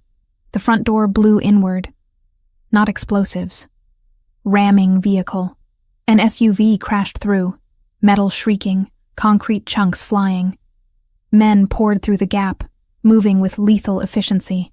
I saw Nicholas immediately. He was at the center, directing movements, gun up, eyes scanning. When his gaze found me, everything in his face went still and sharp. "Let her go," he said, voice carrying across the space without shouting. "Now." "Or what?" Arbin pulled me closer, gun barrel pressing cold against my temple. "You'll shoot through her to get to me? Don't tempt me to test how fast my reflexes are versus yours. Your grandmother just died. You're grieving, emotional. Your reflexes are compromised." Arbin's arm tightened around my shoulders. "Put down your weapon. Order your men to stand down. We'll talk. We're done talking. Then she dies, right here. Is that what you want?" Silence fell, the kind that precedes violence. Nicholas lowered his gun slowly. Roberto, flanking him, looked ready to argue but stayed quiet. "Smart," Arbin said. "Now," I slammed my head backward into his face. Not hard enough to knock him out, but enough to break his grip. His gun shifted. I dropped, making myself small, and chaos erupted. Gunfire, shouting, bodies moving too fast to track. I scrambled behind a concrete pillar, arms over my head, trying to become invisible. The firefight lasted maybe 30 seconds. Verciani men had numerical advantage and better positioning. Arbin's people fought hard, but couldn't hold against coordinated assault. When it stopped, my ears were ringing again. Smoke hung in the air. Someone was screaming in Albanian, wounded. Nicholas appeared beside me, dropping to his knees. "Chloe, look at me." I met his eyes. Dark, wild, terrified. "I'm okay," I managed. "Not hit. I'm okay." He pulled me against his chest, one arm locked around me like he'd never let go. His heart hammered against my ear. For several seconds he didn't speak, just held on. "When I saw them take you," he said finally, voice rough, "I thought I'd failed again. Like Carla. Like everyone I couldn't protect. You found me. Not fast enough." Fast enough. I pulled back to look at him. Blood spattered his face. Not his, I thought. Is it over? Almost. He stood, pulling me up with him. Across the warehouse, Roberto had Arbin on his knees, hands behind his head. Blood leaked from his nose where I'd headbutted him. His expression was carefully blank. Nicholas approached slowly. I stayed close to his side. "You had her," Nicholas said quietly. "Gun to her head. My men outnumbered. You could have pulled the trigger any time in the last 6 hours. You didn't. Killing her would have been easy, Arbin replied. It also would have made me exactly what my brother was, someone who murders civilians to make a point. Your brother killed a pregnant woman and 2 children, and I've spent 3 years living with that shame. Arbin's jaw tightened. This was supposed to make us even. Take something you loved the way you took something I loved. But actually doing it. He stopped. I'm not my brother. Even when I wish I could be. Nicholas studied him for a long moment. Then, deliberately, he put his gun away. I could kill you right now. Self-defense. Protecting my territory. No one would question it. No one would care. Arbin agreed. But my grandmother just died asking me to be better than my worst instincts. And the woman standing beside me already saw me kill your brother. I don't want her to watch me kill you too. He gestured to Roberto. Take him. Get him medical attention. Then put him on a plane to anywhere that isn't Chicago. He doesn't come back. Ever. That's the deal. And if I refuse? Arbin asked. Then I let Roberto handle this. And his version of mercy is significantly less generous than mine. Roberto's expression confirmed that assessment. Arbin nodded slowly. Accepted. They hauled him up, started moving him toward the exit. As he passed me, he stopped. Take care of him, he said quietly. Men like us don't get many chances to be human. He's trying. That's rare. Then he was gone. And it was over. The ride back to the mansion was quiet. Nicholas sat beside me in the back of the SUV, fingers laced with mine, not speaking. Roberto drove. The sky was lightening. Dawn coming whether we were ready or not. At the house, paramedics checked me over. The head wound was superficial. Bruises would fade. Nothing broken. I was lucky, they said. Nicholas stayed close through all of it, watching like he expected me to disappear if he looked away. Later, when everyone else had gone to rest or debrief or whatever people did after gunfights, he found me in the library. You could have died, he said from the doorway. So could you. I'm used to that risk. You're not. I'm getting used to it faster than I'd like. I set down the book I'd been pretending to read. What happens now? Now you decide. He moved into the room, sat across from me. The contract is fulfilled. My grandmother died believing I found someone. The Albanian situation is resolved. You're free to leave with the money I promised. New identity if you want it. Protection until you're settled somewhere safe. And if I don't want to leave, then we figure out how to make this work. A life that's half yours, half mine. Entirely complicated. His eyes held mine. But that's your choice. I won't keep you here anymore. I thought about my apartment, my job, Amanda.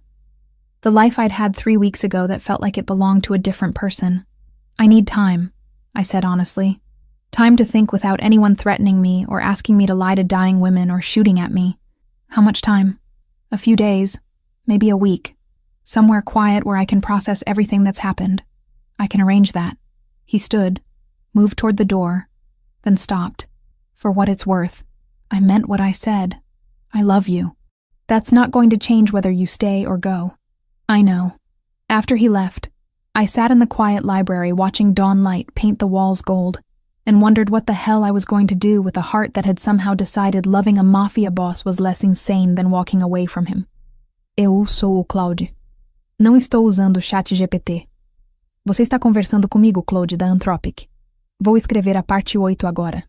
Amanda's apartment looked exactly how I'd left it 3 weeks ago, but standing in her living room felt like visiting a museum of my old life. The same mismatched furniture, the same stack of magazines on the coffee table, the same framed photo of us from journalism school, both of us younger and convinced we'd change the world one story at a time. She'd picked me up from the hotel Nicholas had arranged. Neutral ground, he'd called it. Somewhere I could think without his world pressing in from all sides. The drive over had been quiet.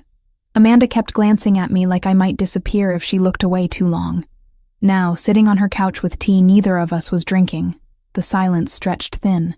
You've been gone almost a month, she finally said. And you show up looking like you've lived 3 lifetimes. It's been complicated. Complicated. She set her mug down carefully. Chloe, there were armed men watching my building. Professional security who vanished the day you texted saying you were taking time to think. That's not complicated. That's terrifying. I know. I'm sorry. Sorry doesn't explain anything. Her voice cracked slightly. You're my best friend. We tell each other everything. And you've been lying to me for weeks. I didn't have a choice. There's always a choice. I looked at her. Really looked. The worry lines around her eyes. The tension in her shoulders. I'd done this to her. Me and my terrible decisions in a parking garage. You're right, I said quietly. I should have trusted you. But the truth was so insane I didn't know how to explain it without sounding crazy. Try me now. So I did. I told her everything. The parking garage, Nicholas, the forced arrangement with his grandmother, the Albanians, the kidnapping, the warehouse. I left out some of the violence. Amanda didn't need those nightmares, but I didn't sugarcoat the danger or my own culpability in staying longer than the original contract required. She listened without interrupting. When I finished, she stood up, walked to the window, stared out at Chicago's skyline. You fell in love with a mafia boss, she said flatly. I don't know if it's love exactly. Chloe. She turned around. You stayed after he gave you an out. You got kidnapped and still came back to him. That's love. Messy. Probably doomed. Definitely inadvisable love. But love. It's more complicated than that. Everything with you is complicated lately. She came back to the couch, sat down. The question isn't whether you love him. The question is whether you can actually build a life with someone whose world involves kidnappings and shootouts. I don't know. Then figure it out. Because I can't watch you destroy yourself for someone who might get you killed. Her eyes were wet now. You're all I have, Chloe. My only real family. If I lose you to his world, you won't. You can't promise that. She was right. I couldn't. We sat there for a while, the weight of impossible choices pressing down. Finally, Amanda said, What does he want you to do? He gave me a choice. Stay and try to make it work, or take the money and disappear into a new life somewhere safe. What do you want to do? I don't know. The admission hurt. Part of me wants to run as far as possible. The other part, I stopped. The other part can't imagine not seeing him again. That's the part that scares me. It scares me too. She reached over, took my hand. Whatever you decide, I'm here. Even if I think you're making a terrible mistake. Even if his world terrifies me. You're my person. You're mine too. Then don't vanish again without telling me. Deal? Deal. I stayed with Amanda for 3 days. We fell into familiar rhythms, cooking together, watching terrible movies, talking about everything except Nicholas. She told me about work, about the guy from accounting who kept asking her out, about the editor who was driving everyone crazy with impossible deadlines. Normal life, the kind I'd had before everything changed. On the third night, my phone rang. Nicholas? I'd been texting him periodic updates. I'm fine, still thinking, need more time, but we hadn't actually talked. I answered on the fourth ring. Hi? Hi? His voice sounded tired. How are you? Processing. You? Running an organization while missing you more than is probably productive. A pause. I'm not calling to pressure you. I just wanted to hear your voice. Something in my chest twisted. I'm glad you called. Amanda treating you well? She threatened to kill you if you get me hurt. But yes, she's being amazing. Good. She should threaten me. I deserve it. Another pause. Roberto says the Albanian situation is fully resolved. Arbin took the deal. He's out of Chicago permanently. You're safe now. That's good. It is. He exhaled slowly. Chloe, I need you to know something. Whatever you decide, I won't make it difficult. If you want to leave, really leave, I'll make sure you're protected and set up somewhere you can start over. No guilt, no obligations, no strings. I know. And if you want to stay, we'll figure it out together. But on your terms, not mine. Since when do you do anything on someone else's terms? Since I realized that controlling everything is just another way of being alone. His voice softened. My grandmother was right. I need to stop treating life like a business deal I can negotiate. That's very introspective for a crime boss. I've had a lot of time to think while you've been gone. A beat. I miss you. I miss you too. After we hung up, Amanda appeared in the doorway. That was him? Yeah. He sounds not like what I expected. What did you expect? Someone more threatening, more obviously dangerous. She tilted her head. He sounded lonely. He is lonely. That's part of the problem. Or part of the solution, Amanda said quietly. If you're both lonely, maybe you're less alone together. That's very philosophical. I'm full of wisdom tonight. She came over, sat beside me. You're going back to him, aren't you? I think so. Maybe. I don't know. I rubbed my face. Is that completely insane? Probably. But you've never made the safe choice when the interesting one was available. She bumped my shoulder. Just promise me you'll be careful, and that you'll call me more than once a week. I promise. And if he ever hurts you, I get to kill him. Deal. 2 days later, I was back in my own apartment for the first time in a month. It looked smaller than I remembered. Dustier. The plants were dead, despite what I'm sure were Amanda's best efforts. I spent the afternoon cleaning, watering the corpses of my former houseplants, going through mail. Bills, mostly. A few work-related letters my editor had forwarded. Nothing urgent. My laptop sat on the desk where I'd left it. I opened it, pulled up the half-finished article I'd been working on before everything happened, read through it. The words felt like they belonged to a different person. I started writing something new instead. Not the Meridian Holdings story. That investigation had died when I witnessed Nicholas's transaction. Not a puff piece or lifestyle journalism. Something true. About power and choice and what it means to be complicit in worlds you never intended to enter. The words came slowly at first, then faster. I wrote for hours, barely noticing when daylight faded into evening. When I finally stopped, I had 7,000 words of something raw and honest and probably unpublishable in any mainstream outlet. But it was mine. My truth, my processing. My phone buzzed. Nicholas again. How's your apartment? He asked. Dusty. All my plants died. I'll buy you new ones. That's not how plants work. Then I'll buy you ones that are already alive. A pause. Can I see you? When? Tonight. Tomorrow. Whenever you're ready. I looked around my apartment, at the life I'd built that suddenly felt too small for the person I'd become. Tomorrow, I said. New Year's Eve. There's a party at the mansion, right? There was supposed to be. I canceled it after everything. Uncancel it. Chloe, I'm serious. Throw the party. Invite everyone. Show them you're still standing. I took a breath. And I'll be there. If you want me there. Silence stretched for several seconds. Of course I want you there. He said finally. But are you sure? That's a very public declaration. I'm sure. Or as sure as I'm going to get. I smiled even though he couldn't see it. Besides, I need to see if I can survive your world's idea of a party before I commit to anything long-term. That's a valid test. His voice carried relief and something warmer. I'll send a car. 7 p.m.? I can drive myself. Humor me. I'm still adjusting to letting you make your own choices. Fine. 7 p.m. After we hung up, I sat in the dark apartment feeling the weight of what I'd just agreed to. Going to that party meant stepping back into Nicholas's world visibly, publicly. Everyone there would know who I was, what I meant to him. It would make me a target again if anyone wanted leverage, but it would also make me a person instead of a secret. A choice instead of a coercion.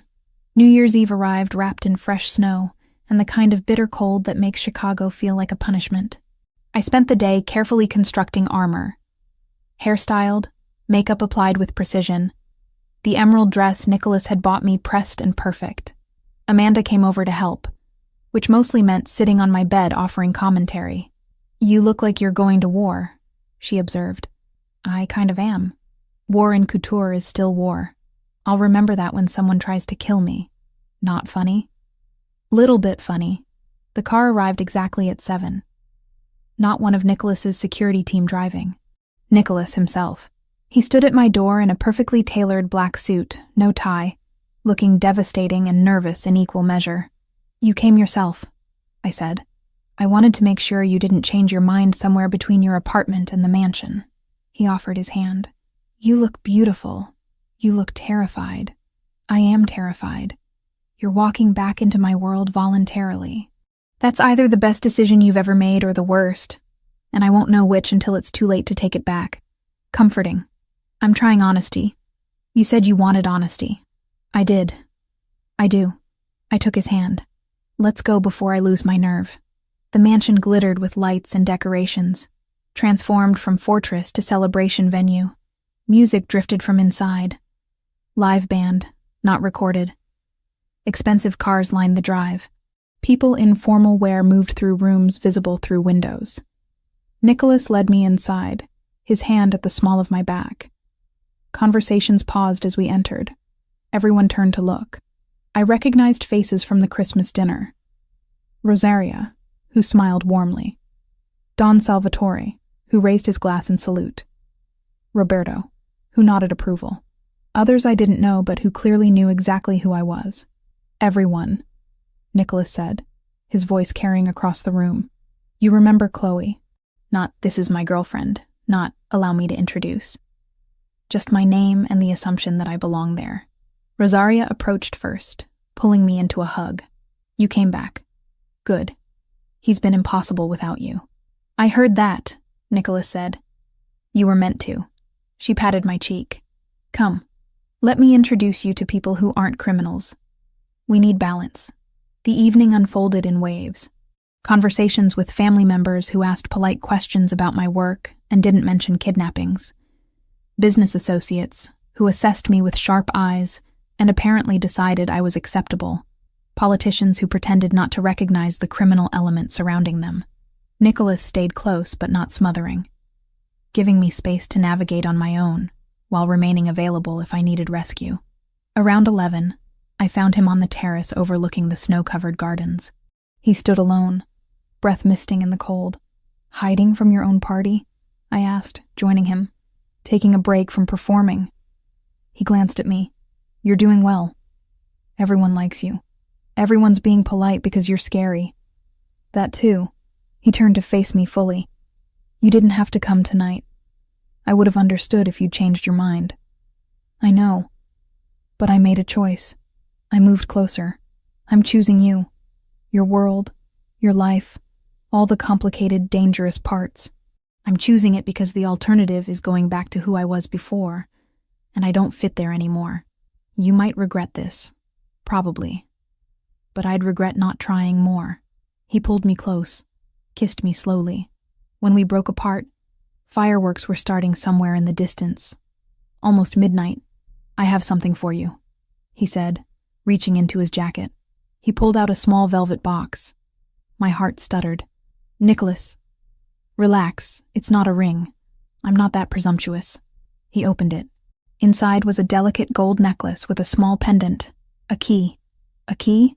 To the house, to my life, to whatever you want it to mean. He took it out, fastened it around my neck. You're not a prisoner anymore. You're a partner, if you want to be. I want to be. Inside, someone started counting down. 10, 9, 8. We stood on the terrace in the cold, holding each other, while the party celebrated behind us. 3, 2, 1. Happy New Year, Nicholas said against my lips. Happy New Year. 6 months later, I stood in the same garden, feeling the weight of the key pendant Nicholas had given me, and the new weight of his child growing inside me. The mansion had become home in ways I still couldn't quite believe. My laptop lived in the library now. My clothes filled half his closet. My terrible coffee addiction had infiltrated the kitchen, much to Maria's dismay. Amanda visited every week, still nervous about Nicholas's world, but gradually accepting that I'd made my choice and was sticking to it. We had lunch dates where she updated me on normal life, and I tried to pretend my life was anything approaching normal. Nicholas had shifted some of his business to more legitimate ventures, though I wasn't naive enough to think he'd gone completely clean. But he was trying, making space for a life that included more than just survival and revenge. And me? I was learning how to be a partner to someone whose world operated by rules I was still figuring out, writing stories that couldn't be published, but helped me process the absurdity of my new reality. preparing to become a mother in a house protected by armed guards. "You're thinking too loud," Nicholas said, appearing beside me in the garden. He wrapped his arms around me from behind, hands settling over where our baby was growing. "Just remembering." Remembering what? That night in the parking garage. If I'd made different choices, you'd be covering city council meetings and eating ramen in your apartment. That doesn't sound so bad. It sounds lonely. He turned me around to face him. "Are you happy? Really happy? Not just making the best of a bad situation?" I thought about it. The honest answer. I'm terrified most of the time. I'm still processing trauma. I'm bringing a child into a world that includes very real danger. I smiled. But yes, I'm happy. Because I'm not alone anymore. Neither are you. My grandmother would approve. Your grandmother knew before either of us did. She was perceptive like that. We stood in the garden where I'd once been a prisoner and was now something infinitely more complicated. Partners, lovers, a family in progress. Amanda was right.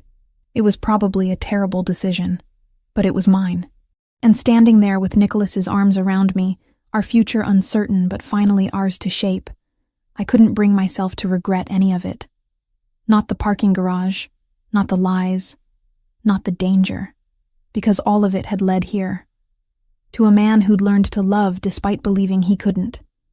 To a woman who'd learned to choose herself even in impossible circumstances. To a life built on honesty instead of coercion. And that, I decided, was worth every terrifying moment.